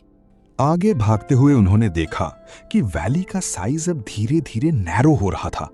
रास्ता अब इतना छोटा होने लगा था जैसे 2 मैसिव पहाड़ों के बीच में बस एक पतली सी क्रैक बची हो। अचानक पीछे आते हुए उस जायंट 8 ट्राइग्राम ड्रैगन टर्टल और बाकी तीनों हंटर्स ने वहां उस नैरो पॉइंट के पास आकर अपने कदम रोक लिए। वो उस नैरो पाथ के अंदर जाने से डर रहे थे। अंदर जाना चाहते हो? जाओ, देखते हैं वहां तुम कितनी देर जिंदा बचते हो। ड्रैगन टर्टल की डार्क आवाज पीछे से आई। बिना किसी गॉड के अब तुम्हें कोई नहीं बचा सकता। मार्शल इम्प्रिंट ने कोई जवाब नहीं दिया और उन दोनों को लेकर उस डार्क नैरो पाथ के अंदर कूद गया। करीब 10 किलोमीटर उस पतले पाथ में ट्रैवल करने के बाद रास्ता वापस से चौड़ा हो गया। उन्होंने देखा कि वो लोग एक नए और भी ज्यादा मैसिव और टेरिफाइंग डार्क अंडरग्राउंड स्पेस में एंटर कर चुके हैं। शाओ चेन और बाइची को यहाँ की हवा में एक ऐसी सुप्रीम क्रशिंग ग्रेविटी फील हुई जो उनकी आत्माओं पर दबाव डाल रही थी। यहाँ एक अलग ही अजीब सी शांति थी। मार्शल इम्प्रिंट ने स्लोली अपना लाइट फॉर्म हटाया और जमीन पर लैंड किया। ये वेपन बेरियल वैली एक गॉड लॉकी की शेप का है और हम अभी इसके सबसे डीप, आखिरी और सबसे रिस्ट्रिक्टेड हिडन चेंबर में हैं, जहां वो करप्टेड गॉड्स भी आने से डरते हैं। यहां से 1 इंच भी अकेले आगे मत जाना, वरना तुम्हारी आत्मा हमेशा के लिए इवेपोरेट हो जाएगी। मार्शल इम्प्रिंट ने बिल्कुल सीरियस लो टोन में वार्निंग दी। फिर वो अचानक से फिजिकली आगे बढ़ने लगा। उसकी आवाज में एक अजीब सी कपकपी और इमोशन था। शाओ चेन और बाइकी ने सामने देखा। अंधेरे के बीचों बीच एक विशाल हेवनली पिलर, प्रकाशित खंभा खड़ा था। यह पिलर 1 किलोमीटर से भी ज्यादा लंबा था और इतना मोटा था कि सैकड़ों लोग मिलकर भी उसको घेर नहीं सकते थे। उस पिलर से एक ऐसी एंशिएंट, रॉ और प्योर एनर्जी बाहर निकल रही थी जो उन करप्टेड वेपन्स की ऑरा से बिल्कुल ऑपोजिट थी। मार्शल इम्प्रिंट उस जायंट पिलर के बेस के पास पहुंचा और एक इमोशनल, फटी हुई आवाज में धीरे से बोला, मार्शल एंसेस्टर, क्या आप वापस से जिंदा रेजरेक्ट हो गए हैं? शाओ चेन और बाइकी के रोंगटे खड़े हो गए। उन्हें अचानक ध्यान आया कि ड्रैगन टर्टल ने इस मार्शल इम्प्रिंट को हेवनली डिवाइन स्टाफ कहा था। इसका मतलब वो विशाल पिलर और कोई नहीं बल्कि इस मार्शल मार्क का असली बॉडी हेवनली डिवाइन स्टाफ था। पर क्या वाकई वहां मार्शल एंसेस्टर खुद सोते हुए थे? इस नई मिस्ट्री के सामने आने से अब इस वैली में और कौन सा नया भूकंप आने वाला है, ये हम अगले एपिसोड में देखेंगे। पिछले एपिसोड के आखिरी सीन में हमने देखा था कि मार्शल इम्प्रिंट अपने असली बॉडी यानी उस विशाल हेवनली डिवाइन स्टाफ के सामने खड़ा था और उसने एक बहुत ही इमोशनल आवाज में पूछा था कि क्या मार्शल एंसेस्टर वापस जिंदा हो गए हैं। अब इस एपिसोड की शुरुआत ठीक उसी पल से होती है। वो जायंट डार्क वैली किसी कब्रिस्तान की तरह शांत थी और उस सन्नाटे के बीच मार्शल इम्प्रिंट अपने आप से कुछ बड़बड़ा रहा था। उसकी आवाज में एक ऐसी एक्साइटमेंट और उम्मीद थी जो उसके यूजुअली थरकी और धोखेबाज नेचर से बिल्कुल अलग थी। वो धीरे धीरे उस आसमान को छूने वाले विशाल डिवाइन पिलर की तरफ आगे बढ़ने लगा। ये पिलर इतना ज्यादा बड़ा था कि सैकड़ों लोग मिलकर भी अपनी बाहों में इसको घेर नहीं सकते थे। इस पिलर से किसी तरह की कोई एक्सप्लोसिव एनर्जी नहीं निकल रही थी, बल्कि इसमें से एक ऐसी एंशिएंट और रॉ ऑरा फील हो रही थी जिसे महसूस करके याओ चेन और बाईची जैसे हाफ मार्शल एंसेस्टर्स के दिल भी जोर जोर से धड़कने लगे थे। वो जेट ब्लैक डिवाइन ट्री बिल्कुल शांत खड़ा था और उसके चारों तरफ काले बादल घूम रहे थे जो इस पूरी जगह को किसी माइथोलॉजिकल नाइटमेयर जैसा लुक दे रहे थे। शाओ चेन और बाईची थोड़ा पीछे हट गए। उन्हें अंदर ही अंदर एक अजीब सा डर लग रहा था। उन्होंने देखा कि मार्शल इम्प्रिंट उस ट्री के सामने खड़े होकर किसी शामन या प्रीस्ट की तरह मिस्टीरियस स्पेल्स और इनकैंटेशंस यानी मंत्र पढ़ने लगा था। ऐसा लग रहा था जैसे वो किसी आत्मा को बुला रहा हो। इममेमोरियल ह्यूमन एंसेस्टर, प्लीज मेरी प्रार्थना सुनिए। मार्शल इम्प्रिंट की आवाज उस घने अंधेरे में गूंजने लगी। खोए हुए मार्शल एंसेस्टर की आत्मा को वापस लौटा दीजिए। जैसे ही उसने ये पायसली प्रे करना शुरू किया, उस पिच ब्लैक वैली में अचानक से एक बर्फ जैसी ठंडी हवा चलने लगी। ये हवा इतनी ज्यादा कोल्ड और ऑप्रेसिव थी कि शाओ चेन और बाईची की स्ट्रॉन्ग बॉडीज भी बुरी तरह से शिवर करने लगी। उन्हें समझ नहीं आ रहा था कि ये अचानक से होने वाला चेंज कहां से आया है। ये कोल्ड विंड किसी नॉर्मल मौसम का बदलाव नहीं था, बल्कि ये डेथ और अंडरवर्ल्ड की प्योर एनर्जी थी जो इस वैली में समन हो रही थी। हवा के चलने की आवाज अब रोने और चीखने की आवाजों में बदल चुकी थी। वो ब्लैक फॉग बुरी तरह से घूमने लगा और उस ठंडी हवा के बीच से अचानक हजारों टेरिफाइंग सोल्स, आत्माएं निकलकर सामने आने लगी। ये आत्माएं उस विशाल ट्री के चारों तरफ हवा में तैर रही थी। मार्शल इम्प्रिंट अभी भी अपनी प्रार्थना में डूबा हुआ था। Immortal spirits, undying souls, martial ancestor को वापस यहां तक एस्कॉर्ट करके लाओ। वो उस जायंट ट्री के 30 मीटर करीब गया और उसने और भी ज्यादा पैशन और डेस्परेशन के साथ आसमान की तरफ देखकर चिल्लाना शुरू कर दिया। इस दुनिया ने मार्शल एंसेस्टर को जन्म दिया और उन्हें अनपैरेलल्ड सोल पावर दी। उनके लिए अभी भी एक बहुत इंपॉर्टेंट मिशन बचा हुआ है। उन्हें वापस आना होगा। उसकी इस चीख के साथ ही वैली में एक ऐसा भयंकर रिएक्शन हुआ जिसने सब कुछ हिलाकर रख दिया। रंबल, एक कान फाड़ देने वाली आवाज आई।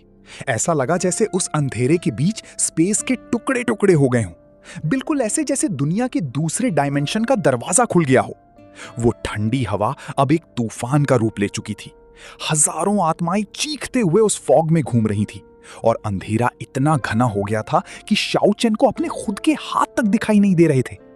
मार्शल इम्प्रिंट, जो पास्ट में एक फ्रॉड और स्कैमर लगता था, वो इस वक्त बिल्कुल टूट चुका था।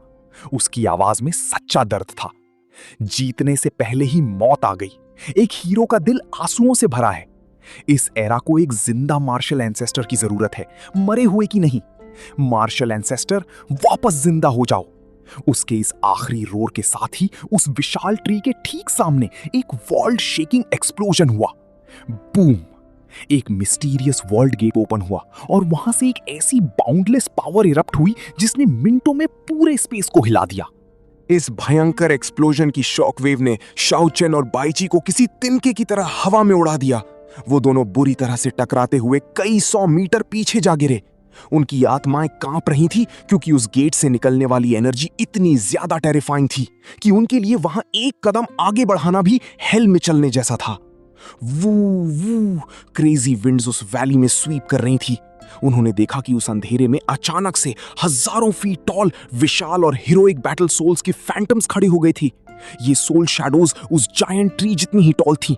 शाओ चेन और बाईची ने एक दूसरे की तरफ शौक से देखा।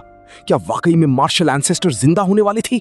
एक सुप्रीम गॉड जैसा फिगर इस डार्क वैली में दोबारा आने वाला था। तभी मार्शल इम्प्रिंट के बॉडी से एक ब्लाइंडिंग सायन लाइट निकली जिसने पूरी वैली को रोशन कर दिया। ये वायलेंट ऑरा लगभग 1 घंटे तक उस पिच ब्लैक वैली में तबाही मचाती रही। जमीन फट रही थी और पहाड़ कांप रहे थे। एक हाफ मार्शल एंसेस्टर के लिए भी इस वैली के पत्थर तोड़ना नामुमकिन था, पर इस फोर्स ने यहां भूकंप ला दिया था। 1 घंटे बाद जब वो तूफान धीरे धीरे शांत हुआ, तब जाके शाओ चेन और बाईची ने वापस आगे बढ़ने की हिम्मत की। उन्होंने देखा कि मार्शल इम्प्रिंट वापस से अपने ह्यूमन शेप्ड लाइट फॉर्म में आ गया था और वो उस टावरिंग ट्री के बिल्कुल सामने खड़ा था। उसने अपने दोनों हाथ उस डिवाइन पिलर पर रखे और एक जोरदार झटके के साथ उसे पीछे की तरफ खींचा। ऐसा लगा जैसे उसने किसी ट्री के अंदर से एक बड़ा सा ड्रॉर बाहर निकाल लिया हो। उस ट्री के अंदर एक हिडन बॉक्स बना हुआ था। बूम! उस हिडन बॉक्स के खुलते ही एक और अर्थ शैटरिंग मिस्टीरियस ऑरा बाहर निकली। असल में सालों पहले मार्शल इम्प्रिंट ने अपनी इस जायंट ट्री बॉडी को एक कंटेनर कॉफिन की तरह यूज किया था, जिसमें उसने मार्शल एंसेस्टर की डेड बॉडी को रखा था। अब वो बड़ी ही बेसब्री से और चमकती आंखों से उस अंधेरे बॉक्स के अंदर देखने लगा। लेकिन जब उसने अंदर देखा तो उसके होश उड़ गए। वो अंदर से पूरी तरह खाली था। मार्शल एंसेस्टर की कॉर्प्स वहां से गायब थी। ये कैसे हो सकता है? मार्शल इम्प्रिंट का लाइट बॉडी बुरी तरह कांपने लगा। कहां गई उनकी बॉडी? वो प्रैक्टिकली रोने जैसी हालत में चिल्ला रहा था। तभी शाओ चेन ने आगे आकर उस डार्क बॉक्स के अंदर देखा और उसने एक बहुत ही टेरिफाइंग चीज नोटिस की। वहां बोन पाउडर, हड्डियों की राख पड़ी है, शाओ चेन ने धीरे से कहा। उस बॉक्स के बॉटम पर एक ग्रेश व्हाइट पाउडर की लेयर बिछी हुई थी। ट्रेसेस से क्लियरली पता चल रहा था कि ये किसी इंसान की बॉडी की आखिरी राख थी। ये सुनते ही मार्शल इम्प्रिंट को ऐसा लगा जैसे किसी ने उसके सर पर बिजली गिरा दी हो। वो अपने घुटनों के बल जमीन पर गिरते गिरते बचा। ये रियलिटी उसके लिए एक्सेप्ट करना इम्पॉसिबल था। नहीं, ये झूठ है, मैं नहीं मानता। उसने आसमान की तरफ देखकर दहाड़ मारी। मार्शल एंसेस्टर की बॉडी एक एंसेस्टर गॉड वेपन से भी ज्यादा स्ट्रॉन्ग थी। एक डिवाइन वेपन टूट सकता है, पर उनकी बॉडी नहीं। वो राख में कैसे बदल सकती है? पर वो चाहे कितना भी रोता या चिल्लाता, जो सच उसके सामने था वो बदल नहीं सकता था।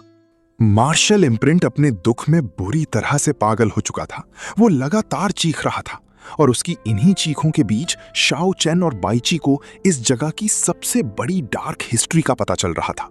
उन्हें पता चला कि एंशिएंट टाइम्स में मार्शल एंसेस्टर वाकई में बैटल में मारे गए थे, लेकिन उनका लेवल लेजेंड से भी कहीं ज्यादा ऊपर था। जब उन पर एम्बुश किया गया था तो वो एक टेरिफाइंग किलिंग फॉर्मेशन में फंस गए थे, जहां 4 अदर वर्ल्डली एंसेस्टर गॉड्स ने उन पर एक साथ हमला किया था। लेकिन मरने से पहले उस अकेले बंदे ने उन 4 सुप्रीम गॉड्स में से 2 गॉड्स को मौत के घाट उतार दिया था। ये बात सुनकर बाईची और शाओ चेन के रोंगटे खड़े हो गए। उनकी डेथ के बाद मार्शल इम्प्रिंट उनकी आत्मा को वापस लाने का हर तरीका ढूंढ रहा था।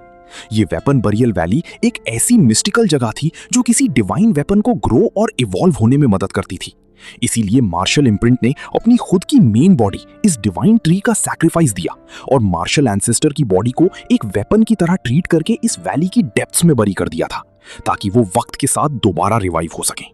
मैंने अपने सबसे बड़े एनिमी उस हेवनली स्टेल के साथ हजारों सालों तक स्ट्रगल किया, और जब मैं फाइनल आजाद होकर यहां वापस आया तो मुझे ये मिला। मार्शल इम्प्रिंट बुरी तरह से डिप्रेस्ड हो चुका था। उसने इस वेपन बरियल वैली की तरफ गुस्से से देखा। इस वैली का आखिर सीक्रेट क्या है? तुमने एक ऐसी बॉडी को राख में कैसे बदल दिया जो एंसेस्टर गॉड वेपन से भी हार्ड थी? इन्हीं बातों के बीच एक और बड़ा सीक्रेट सामने आया। ये वैली किसी एक जगह टिककर नहीं रहती थी, बल्कि ये स्पेस और टाइम के फ्लो में ड्रिफ्ट करती रहती थी। हर 500 साल में ये अपनी स्पेशल कोऑर्डिनेट्स चेंज कर लेती थी, इसलिए इसे ढूंढना नामुमकिन जैसा था। सालों पहले otherworldly ancestor gods martial imprint को मारने के लिए उसका पीछा कर रहे थे, और उस फाइट के दौरान उन्होंने स्पेस को टीयर किया था, जिसकी वजह से एक्सीडेंटली मार्शल इम्प्रिंट इस वैली में आ गिरा था। उस वक्त यहाँ के बाकी वेपन्स में अपनी आत्मा नहीं आई थी और इसने यहाँ अकेले तबाही मचाई थी। क्या ऐसा हो सकता है कि वैली के बाकी वेपन्स ने मार्शल एंसेस्टर की बॉडी को डिस्ट्रॉय कर दिया हो? शाओ चेन ने सोचते हुए पूछा, पर मार्शल इम्प्रिंट ने तुरंत मना कर दिया। जब तक कोई इस डिवाइन ट्री को कंप्लीटली तोड़ नहीं देता, तब तक इस ड्रॉर को कोई नहीं खोल सकता था, और ट्री बिल्कुल सेफ था। इसका मतलब किसी और पावर ने यह किया था। इन सब सीरियस बातों के बीच वहां थोड़ी दूर खड़ा बाईची अचानक से ट्री के एक हिस्से को बड़े गौर से देखने लगा। गाइस, मुझे लगता है यहां पर कुछ वर्ड्स लिखे हुए हैं, बाईची ने थोड़ा कंफ्यूज होते हुए कहा। यह सुनते ही मार्शल इम्प्रिंट और शाओ चेन तुरंत उसकी तरफ भागे। जब शाओ चेन ने ध्यान से देखा तो उसे कुछ समझ नहीं आया। वो लेटर्स इतने ज्यादा अजीब और प्रिमिटिव थे जैसे किसी छोटे बच्चे ने पत्थर से खुरच कर लाइन बना दी हो, और सबसे बड़ी बात, ये वर्ड्स एकदम टेढ़ी मेढ़ी थे, बिल्कुल किसी मजाक या प्रैंक जैसा लग रहा था।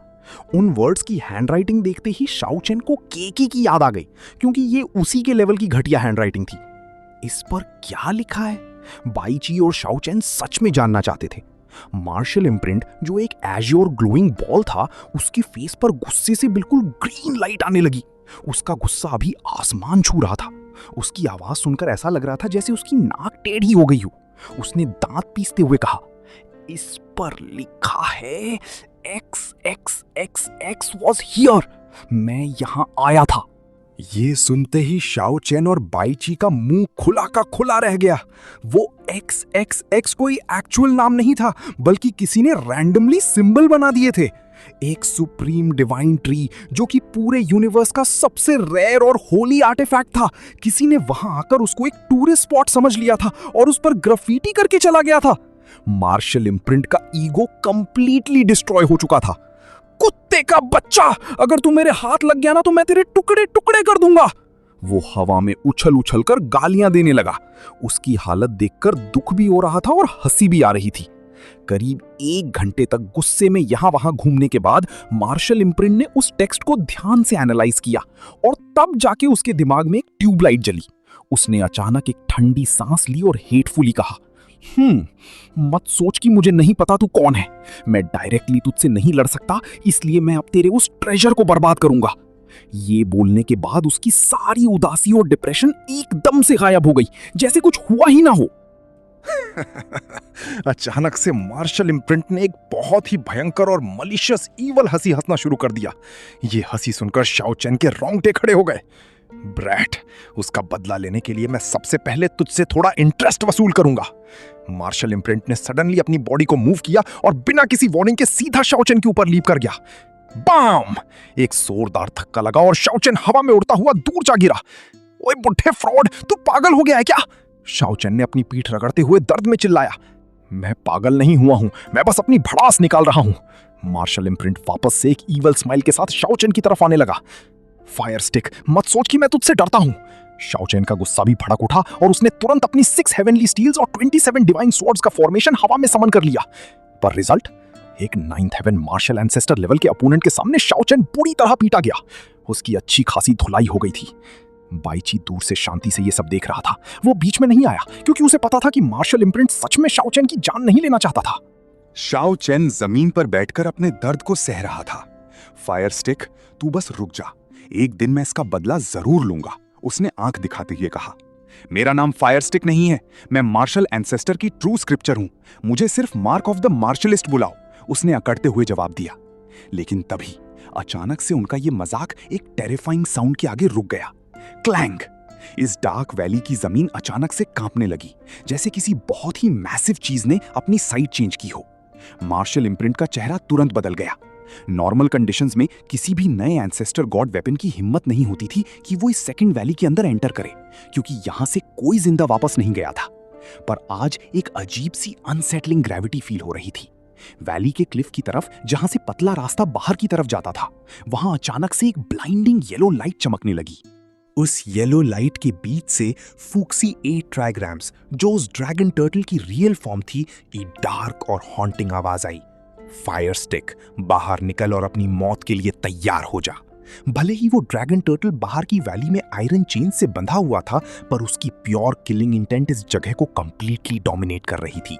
वो येलो ब्रास 8 ट्राइग्राम्स उस छोटे से एंट्रेंस पर घूम रहा था, पर वो अंदर आने से डर रहा था। ओए लंबी जुबान वाले कछुए, तुझे क्या लगता है मैं तुझसे डरता हूं? मार्शल इम्प्रिंट ने चिल्लाते हुए काउंटर किया। तो फिर बाहर आकर लड़ और डिसाइड कर कौन ज्यादा स्ट्रांग है, उस 8 ट्राइग्राम्स ने बिना किसी इमोशन के कोल्ड वॉइस में कहा। वो वाकई में एक सुप्रीम डिमोनिक वेपन में बदल चुका था। तभी जमीन और जोरदार तरीके से हिली। Boom boom boom! वो मैसिव ब्लैक क्विलिन बीस्ट भी दहाड़ते हुए उस एंट्रेंस पर आ गया था। उसके साथ ही उस टॉल फिगर और मिस्टीरियस सॉर्ड वुमन की आवाज आई, हमें पता है तेरी रियल बॉडी वहां है, पर इस बार तू अकेला नहीं बचेगा, तेरा एंड यहीं लिखा है। ये सारे पीक एंसेस्ट्रल वेपन सोल्स उन्हें कंप्लीटली घेर चुके थे। बिना किसी आवाज के यहीं रुको, मार्शल इम्प्रिंट ने फाइनली सीरियस होते हुए शाओ चेन और बाईची को वार्न किया, बाहर मत जाना वरना राख बन जाओगे। और ये बोलकर वो तेजी से उस जायंट ट्री के अंदर मर्ज होने चला गया। वहीं दूसरी तरफ अब हम सीन को इस मौत की घाटी से हजारों किलोमीटर दूर 9 प्रीफेक्चर्स के बाहर देखते हैं। एक ऐसी जगह जो बिल्कुल जन्नत जैसी थी, ड्रैगन आइलैंड। ये जगह पूरी तरह से हरी भरी थी, जहां आसमान में जायंट ड्रैगन्स उड़ रहे थे और विशाल बीस्ट्स रोम कर रहे थे। सील खुलने के बाद सारे ड्रैगन्स की मैजिक एबिलिटीज वापस आ चुकी थी और इस दुनिया में कोई उन्हें टक्कर देने वाला नहीं था। इसी आइलैंड के एक ह्यूज पैलेस में ड्रैगन रेस का सबसे powerful expert divine war monarch, जो एक हाफ मार्शल एंसेस्टर था, वो अपनी डीप क्लोज डोर कल्टीवेशन में डूबा हुआ था। तभी अचानक बाहर से एक ड्रैगन की पैनिक भरी आवाज आई, सर जल्दी बाहर आइए। वॉर मोनार्क तुरंत आंखें खोलकर बाहर आया। क्या हुआ? क्या किसी दुश्मन ने हमारे सेक्रेड माउंटेन पर हमला कर दिया है? उसने पूछा। नहीं सर, वो हमला नहीं है, वो सेक्रेड माउंटेन वाला छोटा बीस्ट है, उस ड्रैगन ने रोते हुए कहा। वॉर मोनार्क थोड़ा कंफ्यूज हुआ। वो छोटा बीस्ट? पर वो तो हमेशा सोता रहता है ना? वॉर मोनार्क ने बिना टाइम वेस्ट किए अपनी बॉडी को एक गोल्डन लायन ड्रैगन में ट्रांसफॉर्म किया और एक फ्लैश ऑफ लाइट के साथ सेक्रेड माउंटेन के टॉप पर पहुंच गया। जब उसने वहां देखा तो उसकी आंखें फटी की फटी रह गई। पूरा सेक्रेड माउंटेन और आसमान एक एक्सट्रीमली डिवाइन 7 कलर्ड 7 रंगों की ऑस्पिशियस लाइट से ग्लो कर रहा था। पहाड़ के टॉप पर एक एंशिएंट ट्री के ऊपर एक बहुत ही लग्जूरियस नेस्ट बना हुआ था, जिसमें सारी दुनिया के सबसे रेयर और महंगे स्पिरिचुअल हर्ब्स जैसे फीनिक्स वाइन और 9 लीफ डिवाइन ऑर्किड बिछे हुए थे। और उस नेस्ट के बिल्कुल बीचों बीच वो स्नो वाइट छोटा सा बीस्ट कैं कैं घोड़े बेचकर सो रहा था। उसकी बॉडी से वो चमकती हुई लाइट निकल रही थी। रंबल! तभी आसमान में भयंकर बिजली चमकने लगी और डार्क क्लाउड्स इकट्ठे हो गए। किंग, ये क्या हो रहा है? बाकी ड्रैगन्स ने घबराते हुए पूछा। डिवाइन वॉर मोनार्क ने गहरी सांस ली और सदमे में बोला, ये छोटा सा लेजी भालू सोते सोते हाफ मार्शल एंसेस्टर के रेल्म में एडवांस कर रहा है। ये सुनते ही वहां खड़े सारे ड्रैगन्स के जबड़े जमीन पर गिर गए। वॉट? ये इम्पॉसिबल है। उनका गुस्सा और जलन आसमान छू रही थी। उन्होंने केके को पिछले 155 सालों से सिर्फ सोते हुए देखा था। उसने आज तक एक तिनका नहीं उठाया था। कभी कल्टीवेशन तो दूर की बात, आंख खोलकर देखा तक नहीं था। और अब वो सोते सोते एक ऐसे लेवल पर जा रहा था जिसके लिए हजारों एक्सपर्ट्स अपनी सारी लाइफ लगा देते हैं। ये पूरे यूनिवर्स का सबसे बड़ा अनर्थ था। आसमान की ओर देखकर कुछ ड्रैगन्स को रोना आ गया कि ऊपर वाला कितना अनफेयर है। इस वक्त इस फिनोमिनल एनर्जी वेव को महसूस करके 9 प्रीफेक्चर्स से जितने भी पीक एक्सपर्ट्स और हाफ मार्शल एंसेस्टर्स जिंदा बचे थे, वो सभी टेलीपोर्ट होकर ड्रैगन आइलैंड पर आ गए थे। वो ये एपिक सीन अपनी आंखों से देखना चाहते थे। पर जब वो वहां पहुंचे और उन्होंने देखा कि एक छोटा सा बीस्ट सबकी नजरों के सामने सोते हुए एडवांस कर रहा है, तो उन एक्सपर्ट्स का ब्रेन फ्यूज हो गया। क्या मजाक है ये? ट्रिब्यूलेशन की बिजली गिरने वाली है और ये सो रहा है, एक एक्सपर्ट ने चिल्लाकर कहा। रंबल! एक ऐसी कान फाड़ देने वाली आवाज हुई और आसमान से एक रेनबो कलर्ड मिल्की वे जैसी मैसिव लाइटनिंग सीधा नीचे केके के उस छोटे से नेस्ट पर आकर गिरी। ये बिजली इतनी खतरनाक थी कि एक पहाड़ को मिट्टी में मिला दे। वॉर मोनार्क सोच रहा था कि ठीक है, इस लेजी बीस्ट को थोड़ी चोट लगेगी तो इसको अकल आएगी। लेकिन जैसे ही वो लाइटनिंग केके से टकराई, बूम! केके की बॉडी से एक ऐसी 7 कलर डिवाइन रेडियंस इरप्ट हुई जिसने उस टेरिफाइंग लाइटनिंग को 1 सेकंड में वेपराइज कर दिया। एक स्क्रैच तक नहीं आया उसको। ये देखकर वहां खड़े पीक एक्सपर्ट्स और ड्रैगन्स शॉक से प्रैक्टिकली खून की उल्टियां करने लगे। हेवंस, तुम अंधे हो गए हो क्या? ये कैसा इंसाफ है? वो चिल्लाने लगे। और उस भयंकर धमाके से डिस्टर्ब होकर केके ने धीरे से अपना मुंह बनाया और नींद में बड़बड़ाता हुआ बोला, यार कोई चैन से सोने भी नहीं देता। और ये बोलकर उसने करवट बदली और वापस घोड़े बेचकर सो गया। ये सीन देखकर वहां खड़े एक्सपर्ट्स की हालत क्या हुई होगी और केके के उठने के बाद क्या नया बवाल मचेगा, इसका क्या असर होगा, ये हम आगे देखेंगे। तो दोस्तों, पिछले एपिसोड के एंड में हमने देखा था कि कैसे उस जन्नत जैसे ड्रैगन आइलैंड पर उस छोटे से लेजी बीस्ट कीके ने सोते हुए ही आसमान से गिरती हुई उस भयानक ट्रिब्यूलेशन लाइटनिंग को वेपराइज कर दिया था।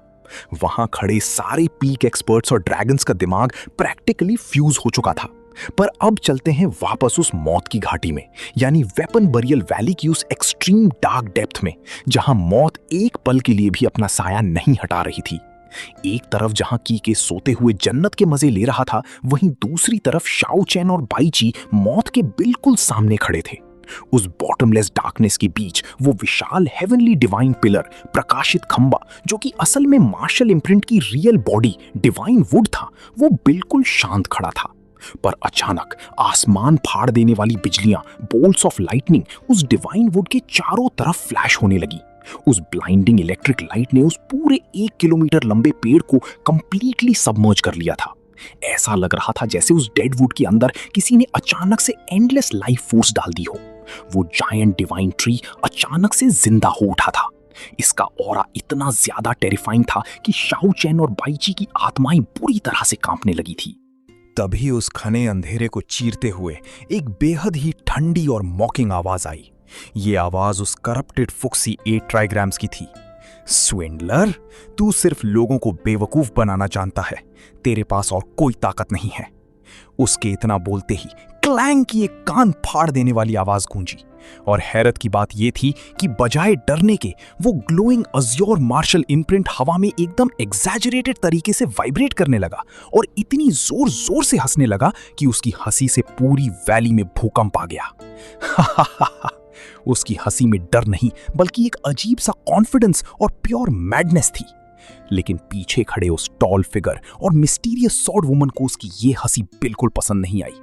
वो लोग आगे बढ़े, उनके हाथों में वो प्राइमल केओस स्पीयर और वॉर सॉर्ड चमक रही थी।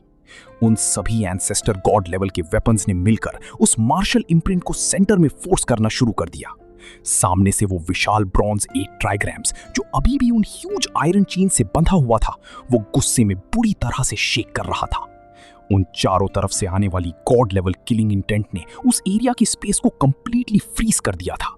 और अगले ही सेकंड वहां एक ऐसी भयंकर बैटल शुरू हुई जिसके आगे दुनिया के किसी भी तूफान की ताकत फीकी पड़ जाए।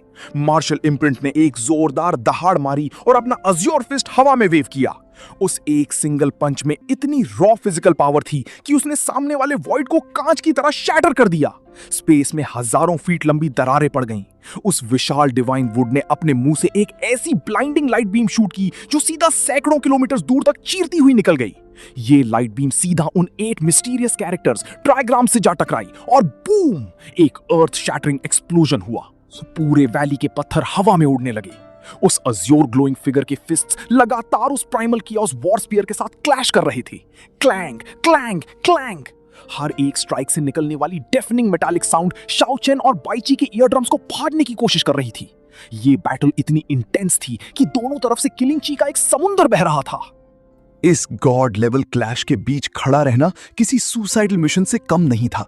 शाओ चैन और बाईची जानते थे कि अगर इन एक्सप्लोजन्स का एक छोटा सा शॉकवेव भी उन्हें टच कर गया तो वो वहीं राख बन जाएंगे। इसलिए उन्होंने बिना एक दूसरे को कुछ कहे चुपचाप उस सेकंड वैली के एजेस की तरफ रिट्रीट करना शुरू कर दिया। यहां का डार्कनेस और भी ज्यादा थिक और सफोकेटिंग था। उन्हें अपना हर एक कदम बहुत सोच समझ कर रखना पड़ रहा था, क्योंकि उन्हें फील हो रहा था कि जमीन के नीचे कोई बहुत ही विशाल क्रीचर अपनी साइड चेंज कर रहा है। रंबल। जमीन के अंदर से आती हुई ये लो फ्रीक्वेंसी वाइब्रेशंस किसी एंसेस्ट्रल ड्रैगन हेड सर्पेंट के स्वेल अप होने जैसी लग रही थी। ऐसा लग रहा था जैसे कोई चलते फिरते पहाड़ के ऊपर चल रहे हों। उन्हें इस ईविल सेकंड वैली में घूमते हुए एक बहुत ही अजीब सी अनसेटलिंग और स्टाइफलिंग फीलिंग आ रही थी, जैसे हजारों अनजानी आंखें अंधेरे से उन्हें घूर रही हों। वो दोनों अभी थोड़ा ही आगे बढ़े थे कि अचानक अंधेरे में से एक भयानक अटैक हुआ। किसी को कुछ समझ नहीं आया। बैम! एक विशाल और बहुत ही भारी ब्लैक शैडो हवा से सीधा बाईची के ऊपर आकर गिरी। ये अटैक इतना फास्ट और अनएक्सपेक्टेड था कि एक पावरफुल हाफ मार्शल एंसेस्टर होने के बावजूद बाईची को रिएक्ट करने तक का मौका नहीं मिला। उस जायंट ब्लैक शैडो ने बाईची को बुरी तरह से जमीन पर दे मारा और उसे वहीं पिन डाउन कर दिया। बाईची के मुंह से एक मफल्ड ग्रोन निकला और वो बेहोश हो गया। ये देखकर शुआओ चैन का खून खौल उठा। उसके रोंगटे खड़े हो गए थे, क्योंकि उसकी शार्प स्पिरिचुअल सेंस किसी को भी डिटेक्ट नहीं कर पाई थी। इस वैली में किसी का इतने क्लोज आना प्रैक्टिकली अनबिलीवेबल था। शुआओ चैन ने बिना सोचे अपनी 27 डिवाइन सोर्ड्स को हवा में समन कर लिया। उसकी आंखें गुस्से से जल रही थीं। वो बस इस अटैकर के टुकड़े टुकड़े करने ही वाला था कि तभी उस शैडो के पीछे से एक आवाज आई। ओए शांत हो जा, हमें मारना चाहता है क्या? अंधेरे से एक चमकती हुई गोल्डन लाइट आगे आई। जब शाओ चैन की हेवनली आईज ने उस घुप अंधेरे में ध्यान से देखा तो उसके जबड़े जमीन पर गिर गए। ये क्या मजाक था? उसके सामने और कोई नहीं बल्कि ब्लैक आयरन सील और गोल्डन डिवाइन हैल्बर्ट थे। ये वही दो आर्टिफैक्ट्स थे जिन्हें वो पहले ट्रैप्ड ड्रैगन आइलैंड के टाइम से जानता था।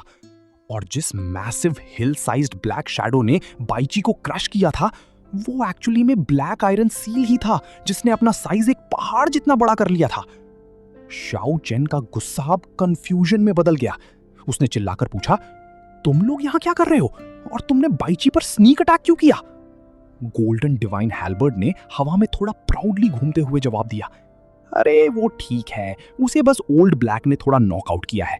हमने कोई दुश्मनी नहीं निकाली, हम तो तुम लोगों को इस पागलपन से बचाने आए थे। ये लॉजिक सुनकर शाओ चेन का दिमाग घूम गया। बचाने आए थे तो उसको बेहोश क्यों किया?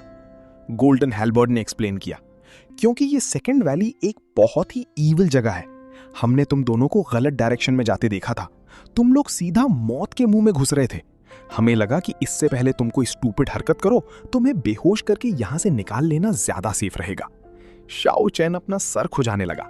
उसको इन दोनों बेवकूफ वेपन्स को जोरदार किक मारने का मन कर रहा था, पर उसने खुद को कंट्रोल किया, क्योंकि एक्चुअली में इन दोनों वेपन्स ने पास्ट में भी उसकी कई बार मदद की थी, तो वो इनकी बातों पर थोड़ा ट्रस्ट कर सकता था। तभी ब्लैक आयरन सील वापस अपने नॉर्मल छोटे साइज में आ गया और बोला, ब्रैट, तुम लोगों को यहां आना ही नहीं चाहिए था। तुम जानते हो हम इस मौत की घाटी में कैसे आए? हम लोग असल में उस स्टोन डायमंड, स्टोन वॉरियर का पीछा करते हुए इसके अंदर घुसे थे। ये नाम सुनते ही शाओ चैन एकदम सीरियस हो गया। Stone warrior? ये वही लेजेंडरी एग्जिस्टेंस था जिसके बारे में रूमर्स थे कि सुप्रीम एंसेस्ट्रल गॉड्स ने उस एक अकेले स्टोन गोलम को डिस्ट्रॉय करके उसके बॉडी पार्ट्स को दुनिया के अलग अलग 9 हिस्सों में छुपा दिया था। ब्लैक आयरन सील ने सीरियस टोन में आगे बताया, हाँ, उसी स्टोन वॉरियर ने इस वैली में एक सीक्रेट स्पेशल पैसेज, गुफा ओपन किया था। हमें लगा था ये कोई एस्केप रूट है, इसलिए हम उसके पीछे पीछे यहां आ गए। लेकिन जैसे ही हम अंदर घुसे, बूम, वो सीक्रेट पैसेज हमेशा के लिए सील हो गया और वो स्टोन वॉरियर अंधेरे में कहीं गायब हो गया। शाओ चेन के दिमाग के पहिए तेजी से घूमने लगे। उसने समझ लिया था कि इन स्टोन गोलम्स की ताकत और ओरिजिन ऑर्डिनरी दुनिया के लॉजिक से बहुत ऊपर है। अगर इतने powerful universe enlightened ancestral gods ने भी इन्हें तोड़कर छुपाया था, तो इसका मतलब वो स्टोन फिगर्स किसी नाइटमेयर से कम नहीं थे। लेकिन अभी वो लोग इस बारे में बात कर ही रहे थे कि अचानक अंधेरे में से एक भयंकर तेजी से कोई चीज सीधा उस अज़्योर ग्लोइंग मार्शल इम्प्रिंट की तरफ उड़ती हुई आई। ठड!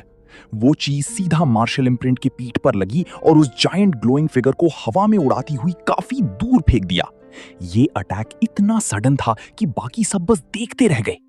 किसने किया ये अटैक? शियाओ चेन ने अलर्ट होते हुए पूछा।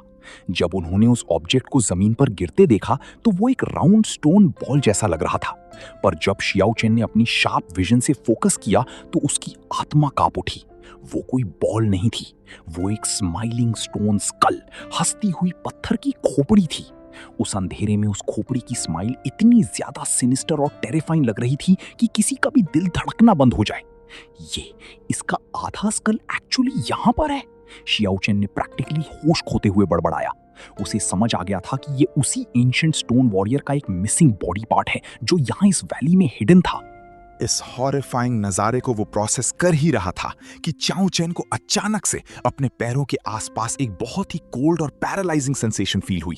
ऐसा लगा जैसे किसी बर्फ जैसी ठंडी चीज ने उसकी बॉडी को टाइटली जकड़ लिया हो। उसने तुरंत नीचे देखा तो उसके रोंगटे खड़े हो गए। अंधेरे से निकलकर एक विशाल और चमकती हुई गोल्डन एंसेस्ट्रल ड्रैगन ने उसे अपने कॉइल्स, कुंडली में फंसा लिया था। लेकिन ये कोई नॉर्मल ड्रैगन नहीं था, ये एक ड्रैगन किंग लेवल का मॉन्स्टर था जिसका बॉडी एक स्नेक, सांप जैसा था और उसकी नेक पर ड्रैगन हेड्स लगे हुए थे। पर सबसे डिस्टर्बिंग बात ये थी कि इसके ड्रैगन क्लॉज, पंजे कंप्लीटली मिसिंग थे। ये एक क्रिपल्ड पर उतना ही टेरिफाइंग म्यूटेटेड वेपन सोल थी। उसने अपना बड़ा सा जबड़ा खोला और चाओ चेन को निकलने के लिए आगे बढ़ा, लेकिन चाओ चेन भी कम नहीं था। उसने एक पल की देरी किए बिना अपना ancestral God battle armour activate कर दिया। हाँ, एक ऐसी डैजलिंग सूरज जैसी रोशनी इरप्ट हुई जिसने उस ब्लाइंडिंग डार्क वैली को रोशन कर दिया। उस डिवाइन एनर्जी के झटके से वो जायंट गोल्डन स्नेक ड्रैगन बुरी तरह पीछे जा गिरा।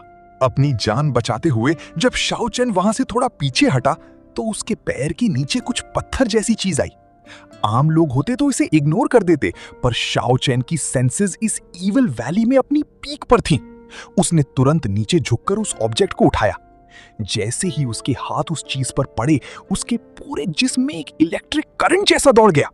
उसकी आंखें फटी की फटी रह गई। ये कोई साधारण पत्थर नहीं था, ये एक स्टोन बोन पत्थर की हड्डी का टुकड़ा था। पर ये पूरी हड्डी नहीं थी, बल्कि ये एक हाफ कट बोन थी जो बिल्कुल सेंटर से इतनी सिमेट्रिकल और परफेक्टली स्प्लिट थी जैसे किसी डिवाइन वेपन ने इसको प्रिसिजन से काटा हो। उस बोन का सिर्फ लेफ्ट हाफ उसके हाथ में था। शाओ चेन का दिल जोर जोर से धड़क रहा था। ये वही है, ये बिल्कुल वही मटेरियल और वही एंशिएंट ऑरा है। उसने कंफर्म कर लिया था कि ये आधी पत्थर की हड्डी उसी सेम ओरिजिन से बिलोंग करती है जहां से उसने पास्ट में वो ब्रोकन स्टोनमैन पार्ट्स कलेक्ट किए थे।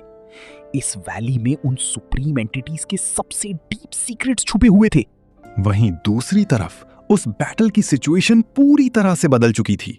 मार्शल इम्प्रिंट ने फाइनली इस एंडलेस अटैक से परेशान होकर अपना सबसे सुप्रीम मूव चल दिया था। उसने उस विशाल 1 किलोमीटर लंबी डिवाइन वुड की तरफ देखा और 1 सेकंड में ही वो लाइट ऑर्ब उस डार्क ट्री ट्रंक के अंदर मर्ज हो गया। बूम! जैसे ही सोल और बॉडी आपस में मिले, उस जेट ब्लैक वुड के अंदर से एक ऐसी भयंकर ग्रीन लाइट इरप्ट हुई जिसने आसमान फाड़ दिया। वो अब सिर्फ एक इम्प्रिंट नहीं, बल्कि एक completely intact ancestral god armament with its true soul बन चुका था। उसकी पावर अब अनबिलीवेबल लिमिट्स क्रॉस कर चुकी थी। अब मैं एक एंसेस्ट्रल गॉड हूं, आज मैं तुम सबको रिफाइन करके रख दूंगा। उस डिवाइन ट्री ने हवा में एक ह्यूमन फॉर्म जैसी प्रोजेक्शन बनाई और अपनी आवाज से वैली की दीवारें हिला दी। उस टॉल फिगर और मिस्टीरियस स्वॉर्ड वुमन के आगे अब प्योर डिस्ट्रक्शन नाच रहा था। लेकिन क्या वो करप्टेड बीस्ट्स डरकर पीछे हटने वाले थे? रॉर! एक ईयर शैटरिंग दहाड़ के साथ वो जायंट हिल साइज्ड ब्लैक किलिन सैवेज तरीके से आगे कूद पड़ा। उसके साथ ही अंधेरे को चीरते हुए एक और विशाल क्रीचर वहां आ पहुंचा, एक टेरिफाइंग टायरैनिकल ड्रैगन जिसके 3 सर और 9 पूंछें थी।